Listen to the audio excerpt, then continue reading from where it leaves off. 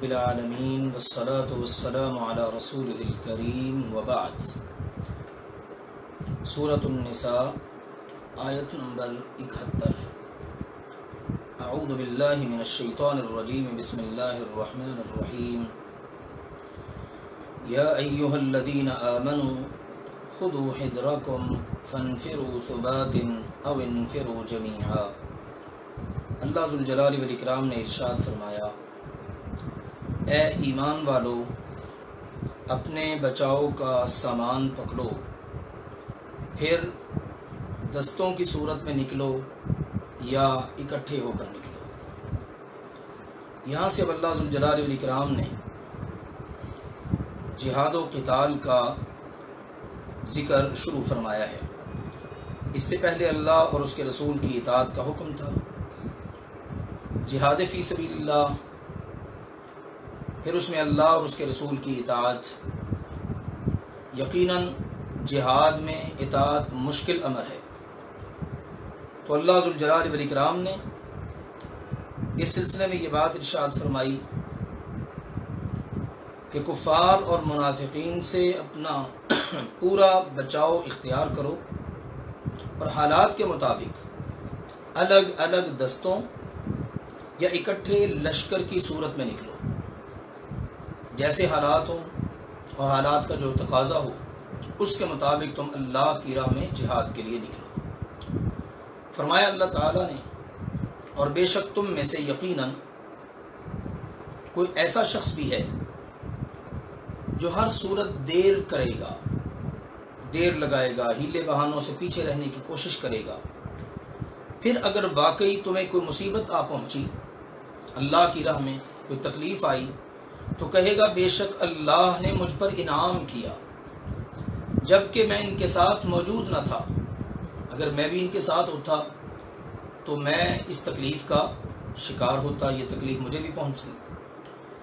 اللہ تعالیٰ نے فرمایا، اور اگر واقعی تمہیں اللہ کی طرف سے کوئی فضل حاصل ہو گیا، فتح مل گئی، کامیابی ہو گئی، مال غنیمت مل گیا، تو یقیناً وہ ضرور کہے گا جیسے تمہارے درمیان اور اس کے درمیان کوئی دوستی نہ تھی۔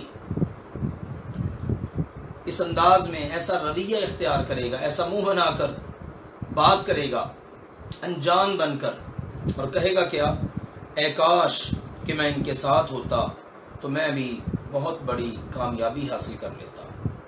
دنیا کا مال آئے، غنیمت ملے، فتح ملے، تو کہتے ہیں ہم تمہارے ساتھ ہیں، میں بھی کاش تمہارے ساتھ ہوتا۔ لیکن اگر تکلیف آئے تو کہتا شکر ہے میں ان کے ساتھ نہیں تھا، میں بچ گیا، مگر نہ میں بھی ان کے ساتھ ہوتا تو یہ تکلیف مجھے بھی پہنچتی۔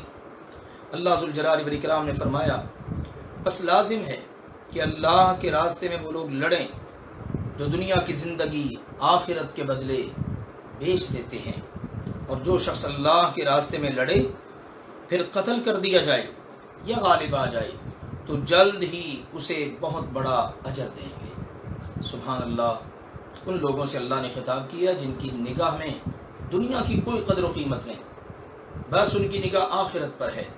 اللہ تعالیٰ نے ان کو یہ بات سمجھائی ہے اور ان کو بتا دیا ہر دو صورت میں تمہارے لیے اجر ہی اجر ہے، بھلے تم اللہ کی راہ میں لڑتے ہوئے شہید ہو جاؤ یا اللہ ذوالجلال والاکرام کی راہ میں لڑنے کے بعد غازی بن کر واپس آؤ، ہر صورت میں تمہیں اجر ملے گا۔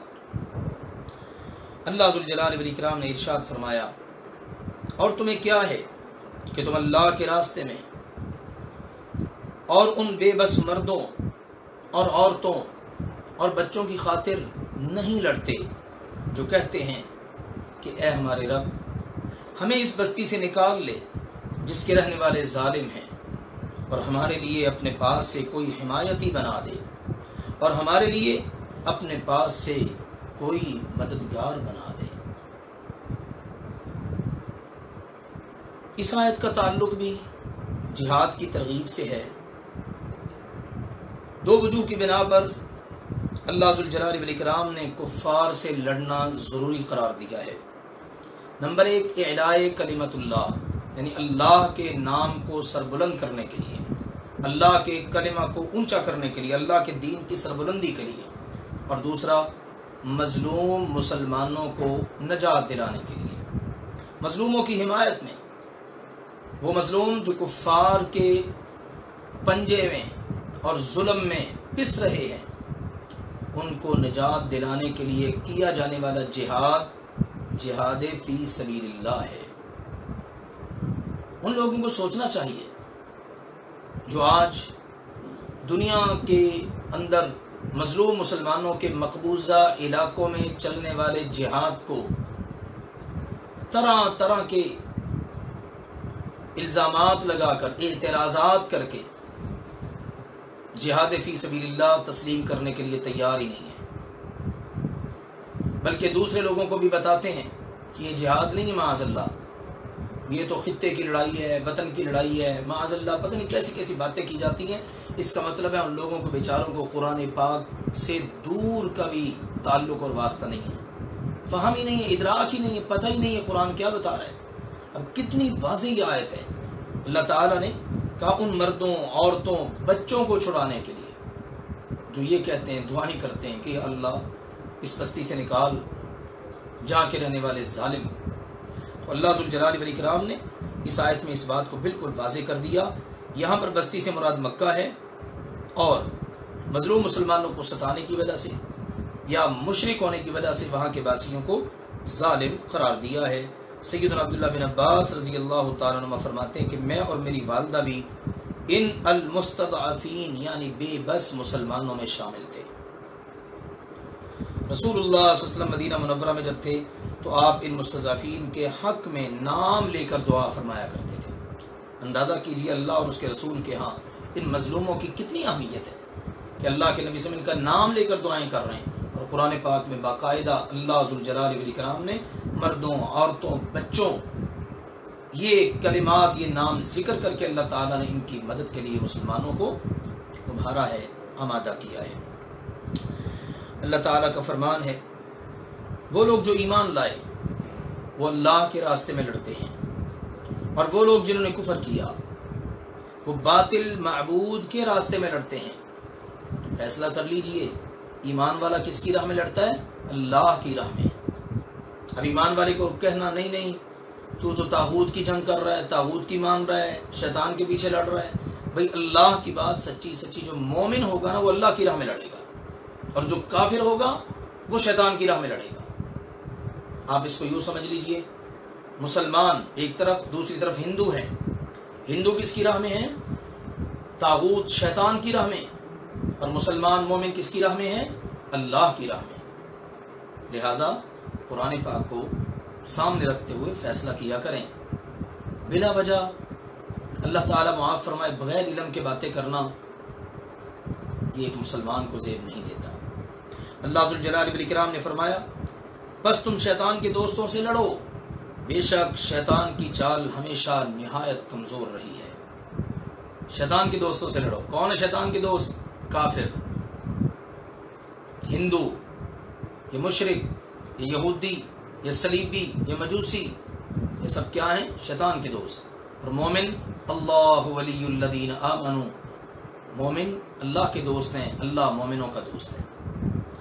ارشاد فرمایا کہ آپ نے ان لوگوں کو نہیں دیکھا جن سے کہا گیا کہ اپنے ہاتھ روکے رکھو، نماز قائم کرتے رہو اور زکوٰۃ ادا کرو، پھر جب ان پر لڑنا، جہاد و قتال فرض کر دیا گیا تو اچانک ان میں سے کچھ لوگ لوگوں سے ڈرنے لگے، اور اس طرح ڈرنے لگے جس طرح اللہ سے ڈرنا چاہیے، بلکہ اس سے بھی زیادہ ڈرنے لگے، اور کہنے لگے اے ہمارے رب، تو نے ہم پر لڑنا، قتال کرنا کیوں لکھ دیا؟ تو نے ہمیں ایک قریب وقت تک مہلت کیوں نہ دی؟ آپ صلی اللہ علیہ وآلہ وسلم فرما دیجئے دنیا کا سامان بہت تھوڑا ہے، اور آخرت اس کے لیے بہتر ہے جو متقی بنے، اور تم پر دھاگے کے برابر بھی ظلم نہیں کیا جائے گا۔ پیچھے بھی اس کی بات ہو چکی ہے۔ فتیلہ، کھجور کی گٹھلی کے شگاف میں جو دھاگا ہوتا ہے نا، وہ مراد ہے۔ اتنا سبھی اللہ ذوالجلال والاکرام ظلم نہیں کرے گا، نہ ان لوگوں پر ظلم کیا جائے گا۔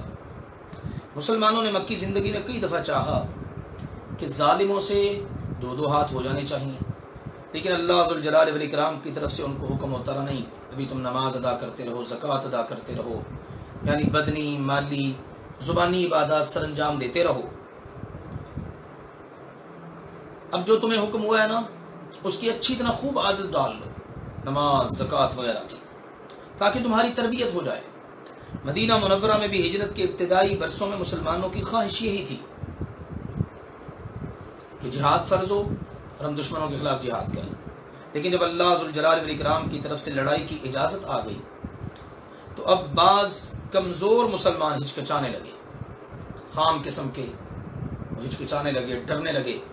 اللہ ذوالجلال والاکرام نے اس موقع پر یہ آیت مبارکہ نازل فرمائی اور اس بارے میں آگاہ کر دیا.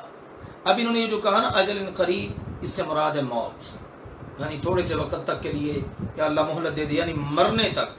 تو نے ہمیں تھوڑی سی عمر اور کیوں نہ جی لینے دیا، اللہ تھوڑی سی عمر اور جی لینے دیتا. ان کا ذہن یہ ہوتا ہے کہ جہاد میں جائیں گے تو موت آئے گی، تو یا اللہ تھوڑی سی زندگی اور جی لینے دیتا، تھوڑی سی دنیا کے مزے اور ہم اڑا لیتے. اللہ ذوالجلال والاکرام نے فرمایا تم جہاں کہیں بھی ہوگے موت تمہیں پا لے گی، خواہ تم مضبوط قلعوں میں کیوں نہ چھپ جاؤ، مضبوط قلعوں میں بھی چلے جاؤ موت تمہیں وہاں بھی آ لے گی. موت کا تو ایک وقت مقرر ہے، جگہ بھی مقرر ہے. اور اگر انہیں کوئی بھلائی پہنچتی ہے تو کہتے ہیں یہ اللہ کی طرف سے ہے، اور اگر انہیں کوئی برائی پہنچتی ہے تو کہتے ہیں معاذ اللہ یہ آپ کی طرف سے ہے. یہ منافقین کی بعض خصلتوں کا ذکر ہو رہا ہے. اوپر ذکر ہوا جہاد سے جی چرانے کا، موت سے ڈرنے کا. اب یہاں ایک اور ان کی مذموم خصلت کا ذکر ہو رہا ہے کہ وہ ظالم نحوست کی نسبت رسول اللہ صلی اللہ علیہ وسلم کی طرف کر دیا کرتے تھے. اللہ ذوالجلال والاکرام نے اس کا ذکر یہاں پر کیا ہے. فرمایا میرے پیغمبر ان کو جواب دے دیجئے، فرما دیجئے سب کچھ اللہ کی طرف سے ہے. تمہیں خوشی ملے، تمہیں غم ملے، تمہیں فائدہ ہو، تمہیں نقصان ہو، کس کی طرف سے ہے؟ اللہ کی طرف سے. اللہ ذوالجلال والاکرام نے ارشاد فرمایا پھر ان لوگوں کا کیا ہے، یہ قریب نہیں ہے کہ بات کو سمجھ سکیں، یعنی یہ اس قابل ہے ہی نہیں، ان کی ذہنی اپروچ اتنی ہے ہی نہیں کہ اللہ اور اس کے رسول کی باتوں کو سمجھ سکیں. لہٰذا ان پر تعجب کرنے کی ضرورت نہیں ہے، پریشان ہونے کی ضرورت نہیں ہے. حقیقت ان کی سمجھ میں آ ہی نہیں سکتی. جو کوئی بھلائی آپ کو پہنچے وہ اللہ کی طرف سے ہے، اور جو کوئی برائی آپ کو پہنچے تو وہ یقیناً آپ کے نفس کی طرف سے ہے. اس میں اللہ ذوالجلال والاکرام نے در حقیقت ایک قانون بیان کر دیا ہے، اور وہ قانون یہ ہے کہ بھلائی تو اللہ کی طرف سے ہے، اور جو برائی پہنچتی ہے نا اس کے بھیجنے والا بھی اگرچہ اللہ ذوالجلال والاکرام ہی ہے، لیکن اس میں سبب بندے کے گناہ ہوتے ہیں. مثلا کسی کو کوئی بھلائی پہنچی وہ محض اللہ کی طرف سے، اللہ کا انعام ہے، اللہ کا احسان ہے. اور اگر کسی کو کوئی تکلیف پہنچی تو وہ تکلیف پہنچی اللہ کی طرف سے ہی ہے، لیکن سبب بندے کے اپنے گناہ ہیں. اللہ ذوالجلال والاکرام نے مزید ارشاد فرمایا اور ہم نے آپ صلی اللہ علیہ وسلم کو تمام لوگوں کے لیے رسول بنا کر بھیجا ہے، اور اللہ بطور گواہ کافی ہے. جو رسول کی فرما برداری کرے تو بے شک یقیناً اسی نے اللہ کی فرما برداری کی، اور جس نے منہ موڑا تو ہم نے آپ صلی اللہ علیہ وآلہ وسلم کو ان پر نگہبان بنا کر نہیں بھیجا. یہ ہے رسول پاک صلی اللہ علیہ وسلم کا منصب کہ رسول کی اطاعت وہ حقیقت میں اللہ کی اطاعت ہے، کیونکہ رسول اپنے پاس سے تو کچھ بتاتا ہی نہیں ہے، وہی کچھ بتاتا ہے جو اللہ ذوالجلال والاکرام نے ان کو بتایا. اس لیے رسول کی بات ماننا اللہ کی بات ماننا ہے. اور پھر آپ سے ان کو تسلی بھی دے دی جو مان جائیں مان جائیں، جو نہیں مانتے نا ان پر اللہ نے کوئی آپ کو مسلط نہیں کیا کہ آپ نے زبردستی ان کو منوانا ہے. آپ کا کام ہے پیغام کو پہنچا دینا، آپ کا کام منوانا نہیں ہے.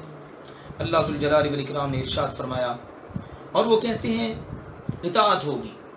پھر جب آپ صلی اللہ علیہ وسلم کے پاس سے نکلتے ہیں تو ان میں سے ایک گروہ رات کو اس کے خلاف مشورے کرتا ہے جو وہ کہہ رہا تھا، اور اللہ ذوالجلال والاکرام لکھ رہا ہے جو وہ رات کو مشورے کرتے ہیں. بس ان سے منہ موڑ لیجئے، اللہ پر بھروسہ کیجئے، اور اللہ ذوالجلال والاکرام بطور وکیل کارساز بہت کافی ہے۔ یہ سورۃ النساء کہ جس کے اندر گھریلو معاملات کا ذکر کیا گیا، اس کے اندر منافقین کی خصلتوں کو بھی بیان کیا گیا ہے۔ یہاں پر اب ایک اور خصلت ان کی سامنے آ گئی اور اس پر انہیں ڈانٹ پلائی گئی کہ اللہ کے نبی صلی اللہ علیہ وسلم کے پاس ہوتے ہیں تو ان کی حالت اور ہوتی ہے، جب آپ کے پاس سے چلے جاتے ہیں تو پھر رات کے وقت اپنی مجلسوں کے اندر اس کے برعکس مشورے کر رہے ہوتے ہیں۔ یہ ہے منافقت۔ اللہ ذوالجلال والاکرام نے فرمایا افلا یتدبرون القرآن، تو کیا وہ قرآن میں غور و فکر نہیں کرتے؟ اگر یہ قرآن غیر اللہ کی طرف سے ہوتا، اللہ کے علاوہ کسی اور کی طرف سے ہوتا، تو وہ اس میں بہت زیادہ اختلاف پاتے۔ منافقین کے مکر و فریب اور مذموم خصلتوں کے ضمن میں قرآن پاک کی حقانیت اور اس کے سچا ہونا، اس کی ضرورت اور اس کے بیان کی ضرورت اس لیے پیش آئی کہ منافقین یہ سب مکر و فریب اور سازشیں اس لیے کرتے تھے کہ وہ نبی اکرم صلی اللہ علیہ وسلم کو اللہ کا سچا نبی نہیں مانتے تھے۔ زبان سے تو کہتے تھے لیکن دل سے نہیں مانتے تھے، سمجھتے ہی نہیں تھے۔ لہٰذا اللہ ذوالجلال والاکرام نے یہاں پر آپ علیہ الصلوۃ والسلام کی نبوت کی سچائی کو، قرآن پاک کے اللہ کی طرف سے ہونا، اس کو بطور دلیل بیان کر دیا ہے۔ اور قرآن حکیم آپ صلی اللہ علیہ وسلم کے نبوت کی سچائی کی بہت بڑی دلیل ہے۔ ایک تو یہ اپنی فصاحت و بلاغت کے اعتبار سے، اسی طرح امور غیب کی خبروں پر مشتمل ہونے کی وجہ سے، اور تیسری بات ہے اختلاف سے پاک اور مبرہ ہونے کی وجہ سے۔ تین وجوہات کی بنا پر قرآن پاک آپ علیہ الصلوۃ والسلام کی نبوت کی سچائی کی بہت جامع دلیل ہے۔ یہاں اللہ تعالیٰ نے اس تیسری چیز کو بیان کیا ہے کہ قرآن ہر قسم کے اختلاف اور نقص سے بالکل پاک اور مبرہ اللہ کی طرف سے آنے والی کتاب ہے۔ اللہ ذوالجلال والاکرام نے فرمایا اور جب ان کے پاس امن یا خوف کا کوئی معاملہ آتا ہے تو اسے مشہور کر دیتے ہیں۔ اور کر لیجئے منافقوں کی ادائیں اور خصلتیں ذکر ہو رہی ہیں، اور موجودہ دور کے اندر بھی منافقوں کی اداؤں پر غور کرتے چلے جائیے۔ مخلص مومن اس قسم کی اداؤں سے بچتا ہے، اور منافق کی خصلتیں اس کی تو طبیعت اور فطرت ہی ہے۔ اللہ تعالیٰ نے فرمایا جب بھی کوئی امن یا خوف کی بات آتی ہے، معاملہ آتا ہے تو اسے مشہور کر دیتے ہیں، اور اگر وہ اسے رسول صلی اللہ علیہ وسلم کی طرف اور اپنے حکم دینے والوں کی طرف لوٹاتے، ذمہ داروں کی طرف، تو وہ لوگ اسے ضرور جان لیتے جو ان میں سے اس کا اصل مطلب نکالتے ہیں۔ ہونا یہ چاہیے مسلمانوں کے پاس جب بھی فتح کی خبر آئے یا شکست کی، کامیابی کی یا ناکامی کی، تو وہ اس کو اپنے ذمہ داروں تک پہنچائیں۔ اللہ کے رسول صلی اللہ علیہ وسلم کی زندگی میں اللہ کے رسول صلی اللہ علیہ وسلم تک پہنچاتے، ذمہ داروں تک پہنچاتے جو آپ نے مقرر کیے تھے، نگران وغیرہ۔ لیکن منافقین اس کی بجائے لوگوں کے اندر مشہوری کر دیتے، مسلمانوں میں مشہور کر دیتے، تاکہ مسلمانوں میں خوف و ہراس پھیل جائے، مسلمان ڈر جائیں کہ یہ کیا صورتحال ہے۔ یہ ہے منافقوں کا طرز عمل۔ اللہ ذوالجلال والاکرام نے یہاں پر منافقین کی اس مذموم خصلت کو بھی ذکر کیا ہے، اور مسلمانوں سے کہا جا رہا ہے کہ اگر امن یا خوف کی خبر کو بغیر تحقیق کے پھیلائیں تو تم اس کو پھیلانے کی بجائے اللہ کے رسول صلی اللہ علیہ وسلم اور مسلمانوں کے امراء کو پہنچاؤ، تاکہ اس میں سے جو قابل اشاعت بات ہو اس کو اشاعت کر دیا جائے، اس کو نشر کر دیا جائے، اس کی اشاعت ہو جائے، اور جس کو نہیں کرنا، بیان نہیں کرنا، بتانا نہیں، اس کو بتانا نہیں چاہیے۔ تو مقصد یہ ہے کہ ذمہ داروں تک بات کو پہنچانا چاہیے، نہ یہ کہ بات کو بلا وجہ اڑا دیا جائے، افواہ پھیلا دی جائے۔ اکثر و بیشتر ایسا ہوتا ہے، آنے والی خبریں غلط ثابت ہو جاتی ہیں۔ لہٰذا اللہ ذوالجلال والاکرام نے یہاں پر منافقین کی اس مذموم خصلت کو ذکر کیا ہے جو وہ مسلم معاشروں کے اندر اختیار کر کے مسلمانوں کو خوف زدہ کرتے ہیں اور بد دل کرتے ہیں۔ اللہ ذوالجلال والاکرام نے فرمایا اور اگر تم پر اللہ کا فضل اور اس کی رحمت نہ ہوتی تو بہت تھوڑے لوگوں کے سوا تم سب شیطان کے پیچھے لگ جاتے۔ پس اللہ کے راستے میں قتال کیجئے۔ آپ صلی اللہ علیہ وآلہ وسلم کو آپ کی ذات کے علاوہ کسی کی تکلیف نہیں دی جاتی، اور ایمان والوں کو رغبت دلاتے رہیے اللہ ذوالجلال والاکرام قریب ہے کہ ان لوگوں کی لڑائی روک دے جنہوں نے کفر کیا۔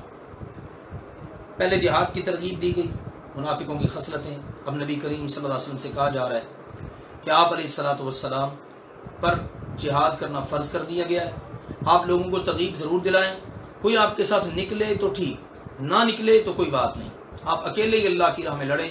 کافروں کی لڑائی اور ان کے ہتھیاروں کو اللہ ذوالجلال والاکرام روکنے پر پوری طرح قادر ہے۔ اللہ تعالیٰ ان کے زور کو توڑ دے گا اور مسلمانوں کو غلبہ نصیب کرے گا۔ فرمایا اللہ ذوالجلال والاکرام نے، اور اللہ تعالیٰ بہت سخت لڑائی والا اور بہت سخت سزا دینے والا ہے۔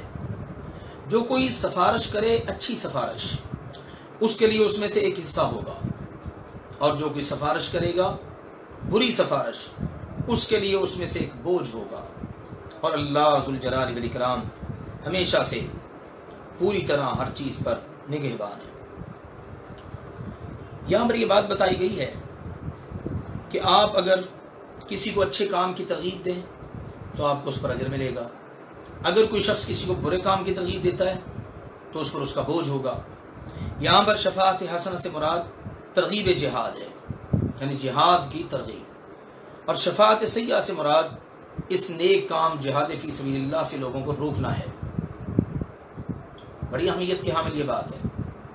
جہاد کی ترغیب دینے والے اپنا اجر اللہ کے ہاں پکا کر رہے ہیں، اور جہاد سے روکنے والے اپنا بوجھ قیامت کے دن کا بڑھا رہے ہیں، کیونکہ پیچھے جہاد کی بات ہو رہی ہے، قتال کی بات ہو رہی ہے۔ اس مناسبت سے شفاعت حسنہ سے مراد ہے جہاد کی ترغیب دینا، اور شفاعت سیئہ سے مراد جہاد سے روکنا ہے۔ دوسرے کاموں کی سفارش کا بھی یہی حکم ہے۔ نبی کریم صلی اللہ علیہ وسلم نے فرمایا ہے تم سفارش کرو، اچھے کاموں کی سفارش کرو، تمہیں اجر دیا جائے گا۔ اللہ ذوالجلال والاکرام نے ارشاد فرمایا، اور جب تمہیں سلامتی کی کوئی دعا دی جائے تو تم اس سے اچھی سلامتی کی دعا دو، یا جواب میں وہی یا اتنا ہی کہہ دو، بے شک اللہ ذوالجلال والاکرام ہمیشہ سے ہر چیز کا پورا حساب کرنے والا ہے۔ جہاد کا حکم دینے کے بعد اب صلح کے بعد احکام بیان ہوئے ہیں۔ چنانچہ فرمایا کہ اگر کفار کی طرف سے جنگ ختم کرنے اور صلح کرنے کی کوئی پیشکش کی جاتی ہے تو تم اس سے اچھا جواب دو، یا کم از کم اتنی پیشکش ضرور قبول کرو۔ دیگر بعض مقامات پر بھی ایسی ہی بات کی گئی ہے۔ بعض اہل علم کے نزدیک یہ آیت سلام سے متعلق ہے کہ اگر کوئی تمہیں سلام کہتا ہے تو بہتر انداز میں جواب دو۔ مثلا کوئی کہتا ہے السلام علیکم، آپ ساتھ ورحمۃ اللہ ملا لیں، وبرکاتہ ملا لیں، 10 نیکیاں لیتا ہے آپ کو 20 ملیں گی، اور وبرکاتہ ملانے سے 30 مل جائیں گی۔ مقصد یہ ہے کہ اگر کوئی سلام کرتا ہے تو اس کو زیادہ جواب دیں، یا کم از کم اتنا جواب ضرور دے دیں جتنا اس نے کہا ہے۔ مثلا کوئی کہتا ہے السلام علیکم، آپ جواب میں کہیں ورحمۃ اللہ وبرکاتہ مکمل، وعلیکم السلام ورحمۃ اللہ وبرکاتہ۔ کوئی کہتا ہے السلام علیکم ورحمۃ اللہ، آپ بڑھ کر جواب دیں۔ کوئی کہتا ہے السلام علیکم ورحمۃ اللہ وبرکاتہ، تو آپ نے بھی اتنا ہی جواب دینا، اس سے آگے نہیں بڑھنا۔ بعض لوگ اپنے پاس سے کئی الفاظ شامل کر لیتے ہیں جو سنت میں ثابت نہیں ہے، اور اگر آپ زیادہ جواب نہیں دے سکتے تو کم از کم اتنا ضرور جواب دیں جتنا اس نے آپ کو سلام کیا ہے۔ اللہ ذوالجلال والاکرام نے فرمایا، اللہ تعالیٰ وہ ذات ہے جس کے سوا کوئی معبود نہیں، وہ ہر صورت تمہیں قیامت کے دن کی طرف لے جا کر جمع کرے گا جس میں کوئی شک نہیں، اور اللہ ذوالجلال والاکرام سے زیادہ بات میں سچا کون ہو سکتا ہے؟ یقیناً اس کی باتیں سب سے زیادہ سچی ہیں، اس کی دی ہوئی خبریں سب سے زیادہ حقیقت پر مبنی ہیں۔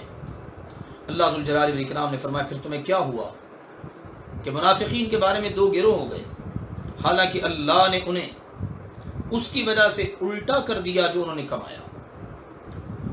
منافقین کے بارے میں مسلمانوں کے 2 گروہ ہو گئے۔ سیدنا زید بن ثابت رضی اللہ تعالیٰ عنہ سے روایت ہے کہ جب نبی اکرم صلی اللہ علیہ وآلہ وسلم غزوہ احد کے لیے نکلے تو کچھ لوگ راستے سے ہی واپس پلٹ گئے، راستے سے واپس مڑ گئے۔ ان کے بارے میں مسلمانوں کے 2 گروہ ہو گئے۔ ایک گروہ کہنے لگا اب انہیں قتل کر دینا چاہیے، اے اللہ کے نبی صلی اللہ علیہ وسلم آپ انہیں قتل کر دیں۔ دوسرا گروہ اس کے خلاف تھا، تو اس موقع پر اللہ ذوالجلال والاکرام نے یہ آیت مبارکہ نازل فرمائی۔ اور آپ صلی اللہ علیہ وآلہ وسلم نے فرمایا یہ طیبہ ہے، مدینہ منورہ طیبہ ہے، مدینہ کے ناموں میں سے ایک نام ہے، یہ گند کو اسی طرح دور کر دیتا ہے جیسے آگ چاندی کے گند کو دور کر دیتی ہے۔ مدینہ منورہ طیبہ ایسی پاکیزہ اور مبارک جگہ ہے۔ اللہ ذوالجلال والاکرام نے فرمایا کیا تم چاہتے ہو کہ اس شخص کو راستے پر لے آؤ جسے اللہ نے گمراہ کر دیا، اور جسے اللہ گمراہ کر دے پھر آپ اس کے لیے کبھی کوئی راستہ نہیں پائیں گے۔ وہ چاہتے ہیں کاش کہ تم کفر کرو جیسے انہوں نے کفر کیا، پھر تم برابر ہو جاؤ، سو تم ان میں سے کسی طرح کے دوست نہ بناؤ، یعنی منافقوں کو بھی کسی طرح کا اپنا دوست نہ بناؤ یہاں تک کہ وہ اللہ کے راستے میں ہجرت کریں، پھر اگر وہ منہ موڑیں تو انہیں پکڑو اور انہیں قتل کرو جہاں انہیں پاؤ، اور ان میں سے کسی کو دوست نہ بناؤ اور نہ کسی کو مددگار بناؤ۔ اس آیت سے معلوم ہوتا ہے کہ یہ منافقوں کی ایک دوسری قسم کا اللہ نے ذکر کیا ہے، اور یہ وہ منافق تھے جو مدینہ کے ارد گرد پھیلے ہوئے قبائل سے تعلق رکھتے تھے۔ مختلف قبائل کے اندر بھی منافق آباد تھے۔ اللہ ذوالجلال والاکرام نے یہ جو فرمایا نا فَلَا تَتَّخِذُوا مِنْهُمْ أَوْلِيَاءَ حَتَّى يُهَاجِرُوا فِي سَبِيلِ اللَّهِ، تم ان میں سے کسی کو اپنا دوست نہ بناؤ جب تک کہ وہ اللہ کی راہ میں ہجرت نہ کریں۔ یہ اس بات کی دلیل ہے یہ لوگ مسلمانوں سے خیر خواہی اور محبت کا اظہار ضرور کرتے تھے، مگر اب عملی طور پر اپنے ہم وطن کافروں کا ساتھ دیتے تھے۔ مسلمانوں سے محبت کا اظہار کرتے، لیکن جب کوئی مشکل وقت آن پڑتا تو اپنے علاقے کے اپنے قبیلے کے کافروں کا ساتھ دیتے، یا ساتھ دینے پر مجبور تھے وہ۔ ان کے لیے اللہ تعالیٰ کی طرف سے یہ معیار مقرر کر دیا گیا کہ اگر وہ ہجرت کر کے مدینہ منورہ مسلمانوں کے پاس آ جائیں اور مسلمانوں کو ان کے ایمان کا یقین ہو جائے تو اس صورت میں مسلمان انہیں سچا سمجھیں کہ واقعی یہ اپنے دعوی ایمان میں سچے، اپنا خیر خواہ بھی سمجھیں، اپنا ہمدرد بھی سمجھیں، اور اگر وہ ایسا نہیں کرتے تو پھر ان کا صرف اسلام کا اظہار کر لینا انہیں مسلمان نہیں بنائے گا، بلکہ بر صورت میں ان کے ساتھ دارالکفر میں رہنے والے کافروں جیسا سلوک کیا جائے گا، کیونکہ دارالکفر میں چلے جانے کے بعد ان کا کفر کھل کر سامنے آ جاتا ہے۔ اس لیے اللہ ذوالجلال والاکرام نے فرمایا کہ انہیں گرفتار کرو، انہیں ہر جگہ پر ہل ہو حرم ہو جہاں بھی پاؤ انہیں قتل کر دو اور انہیں اپنا دوست نہ بناؤ۔ وہ یوں سمجھ لیجیے منافق انتہا درجے کا مسلمانوں کا دشمن ہوتا ہے جو اندر رہ کر مسلمانوں کو نقصان پہنچاتا ہے۔ ٹھیک ہے، ظاہر اپنا اسلام کرتا ہے، بھلے وہ کافروں کے اندر ہی کیوں نہ رہتا ہو، کافر بھی یہ سمجھتے ہیں کہ مسلمان ہے، لیکن مسلمان وہ نہیں ہوتا بلکہ منافق ہوتا ہے۔ کافروں کی طرف ان کا رجحان اور میلان مسلمانوں کی نسبت زیادہ ہوتا ہے۔ اللہ ذوالجلال والاکرام نے ارشاد فرمایا مگر وہ لوگ جو ان لوگوں سے جا ملتے ہیں کہ تمہارے درمیان اور ان کے درمیان عہد و پیمان ہے، یعنی مگر وہ لوگ جو ان لوگوں سے جا ملیں جن کے ساتھ تمہارا عہد و پیمان ہے، تمہارا معاہدہ ہے، یا وہ تمہارے پاس اس حال میں آئیں کہ ان کے دل اس سے تنگ ہوں کہ وہ تم سے لڑیں یا اپنی قوم سے لڑیں، اور اگر اللہ ذوالجلال والاکرام چاہتا تو ضرور انہیں تم پر مسلط کر دیتا، پھر یقیناً وہ تم سے لڑتے۔ تو اگر وہ تم سے الگ رہیں اور تم سے نہ لڑیں اور تمہاری طرف صلح کا پیغام بھیجیں تو اللہ ذوالجلال والاکرام نے تمہارے لیے ان پر زیادتی کا کوئی راستہ نہیں رکھا۔ منافقین کے سلسلے میں ایک حکم تو اوپر بیان ہوا ہے، یہ ابھی جو بیان ہوا، اس سے دو قسم کے لوگوں کو اللہ تعالیٰ نے اس آیت میں مستثنا کر دیا اور فرمایا کہ انہیں نہ قید کرو نہ ان سے لڑائی قتال کرو۔ ایک تو وہ منافقین جو کسی ایسی قوم کے پاس جا کر پناہ لے لیں یا حریف بن جائیں جن کے ساتھ مسلمانوں کا صلح اور امن کا معاہدہ ہو، جب وہ ان کے پاس چلے جائیں گے تو وہ انہی کے حکم میں ہو جائیں گے، ورنہ عہد ٹوٹ جائے گا اور جنگ چھڑ جائے گی۔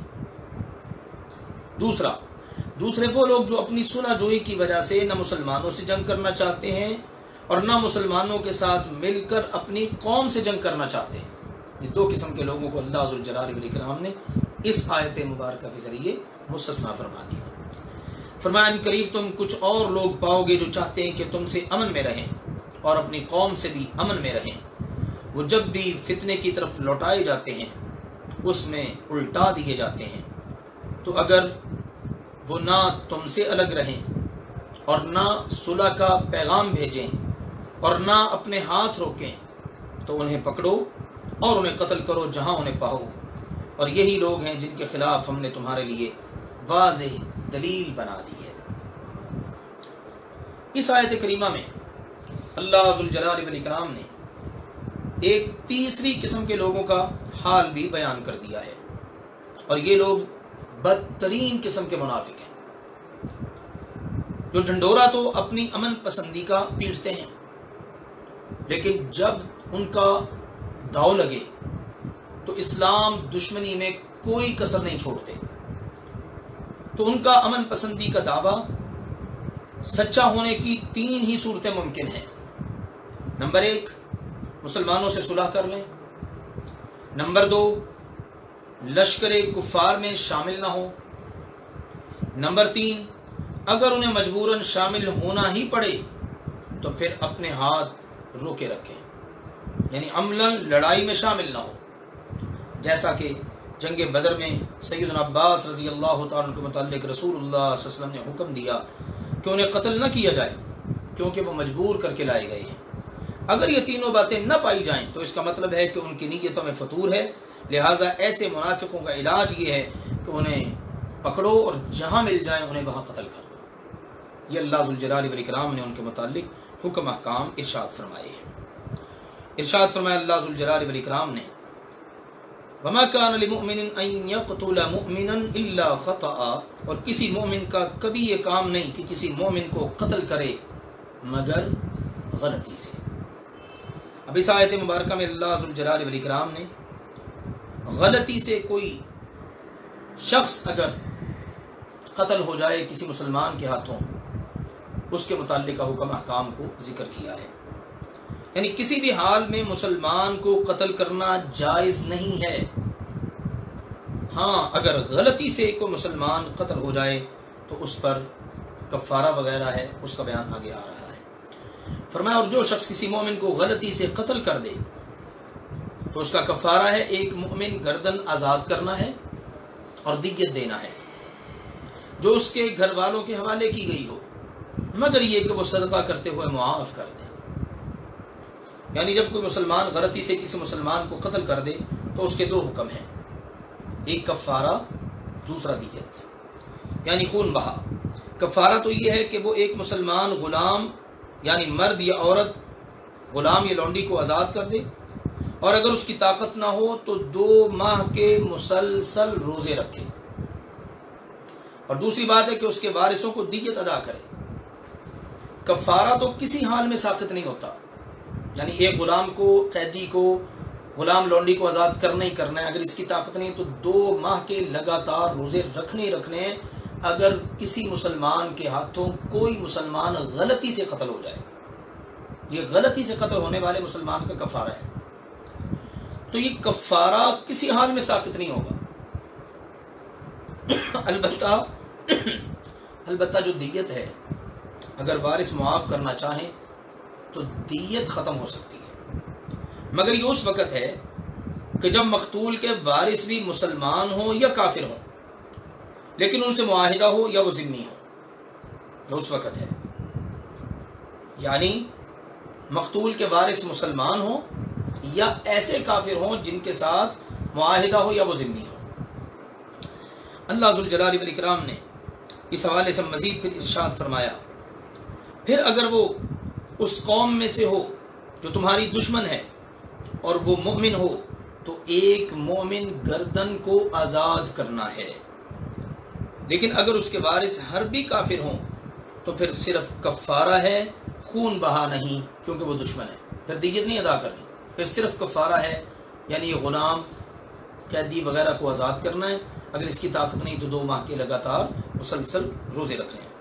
اور فرمایا اللہ ذوالجلال والاکرام نے، اور اگر اس قوم میں سے ہو کہ تمہارے درمیان اور ان کے درمیان کوئی عہد و پیمان ہو تو اس کے گھر والوں کے حوالے کی گئی دیت ادا کرنا اور ایک مومن گردن کو آزاد کرنا ہے۔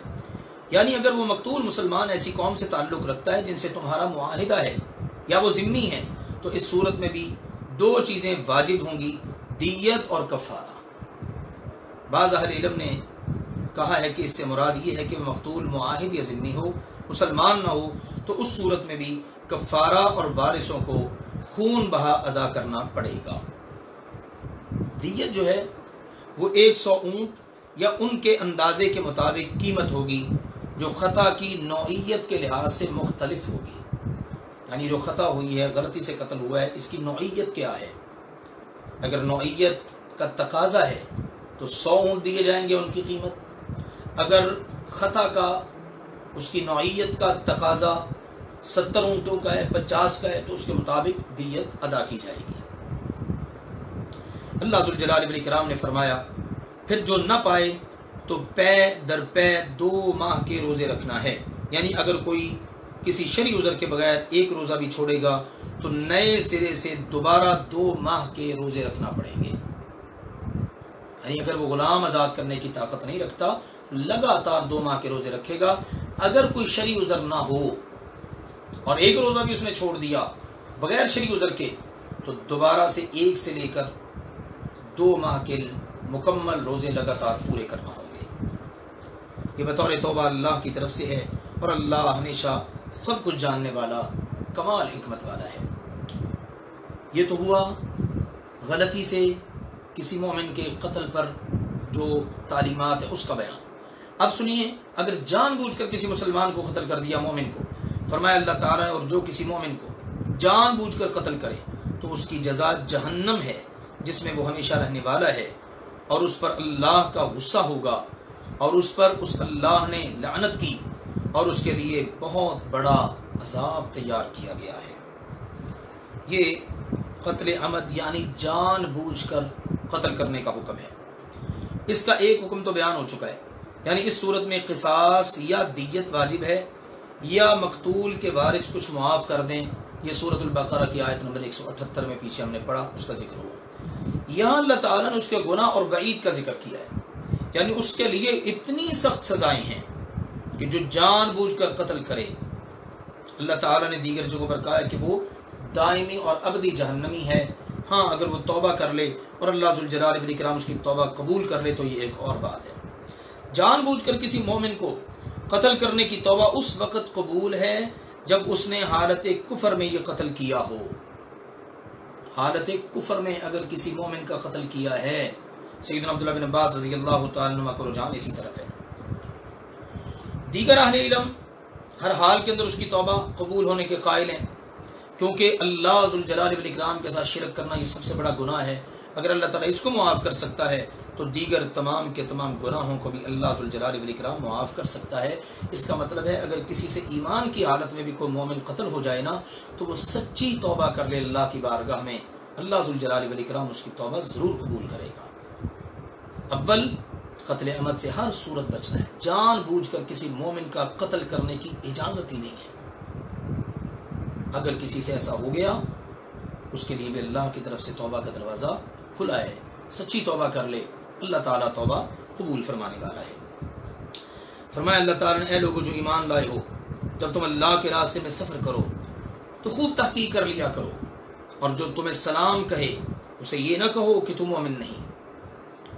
تم دنیا کی زندگی کا سامان چاہتے ہو، سنو اللہ کے پاس بہت سی غنیمتیں ہیں، اللہ بڑا غنی ہے، بڑی غنیمتیں اللہ ذوالجلال والاکرام کے پاس۔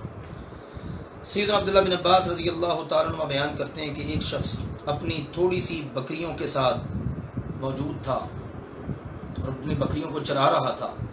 وہاں سے کچھ مسلمانوں کا گزر ہوا تو اس نے مسلمانوں کو کہا السلام علیکم، یعنی اس نے اپنا بھائی سمجھتے ہوئے مسلمانوں کو سلام کہا، لیکن مسلمانوں نے اسے قتل کر دیا اور اس کی بکریاں لے لیں۔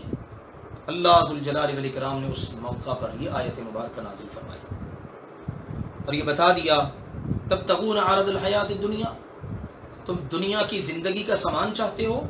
اس دنیا کی زندگی کے سامان سے مراد یہاں پر یہ بکریاں ہیں۔ اللہ اکبر۔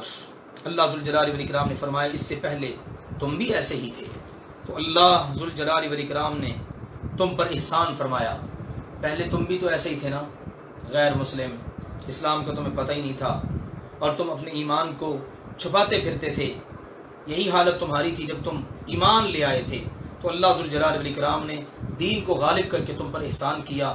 اب جو بیچارہ اپنے ایمان کو چھپاتا ہے اور تمہارے سامنے اپنے ایمان کا اظہار کرتا ہے، تو تمہیں چاہیے تم اس کے اسلام کو، اس کے ایمان کو مان لو، تسلیم کر لو، اور صرف سلام کے جواب میں تم اس پر کسی قسم کا فتویٰ نہ لگاؤ۔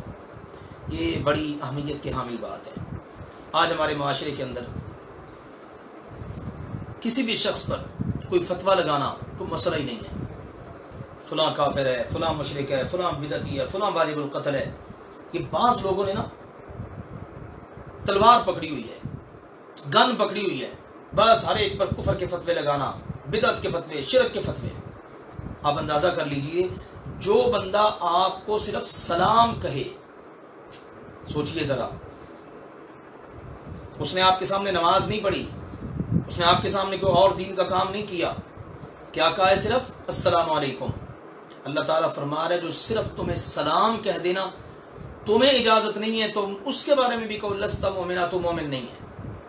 اندازہ کر لیجئے، خدائیے کہ کوئی بندہ کلمہ پڑھتا ہو، نماز پڑھتا ہو، اللہ کے رسول صلی اللہ علیہ وسلم پر ایمان رکھتا ہو، اللہ پر ایمان رکھتا ہو، پھر اس پر کفر کا فتویٰ لگا کے اس کو معاذ اللہ ثم معاذ اللہ واجب القتل قرار دے دیا جائے۔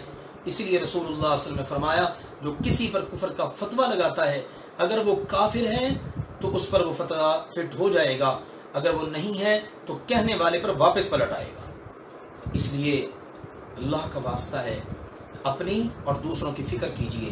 ایسی بلا وجہ کسی پر الزام لگا کر، کفر کا فتویٰ لگا کر، اگر وہ کافر نہیں نہ ہوگا تو کہنے والا بندہ کافر ہو جائے گا۔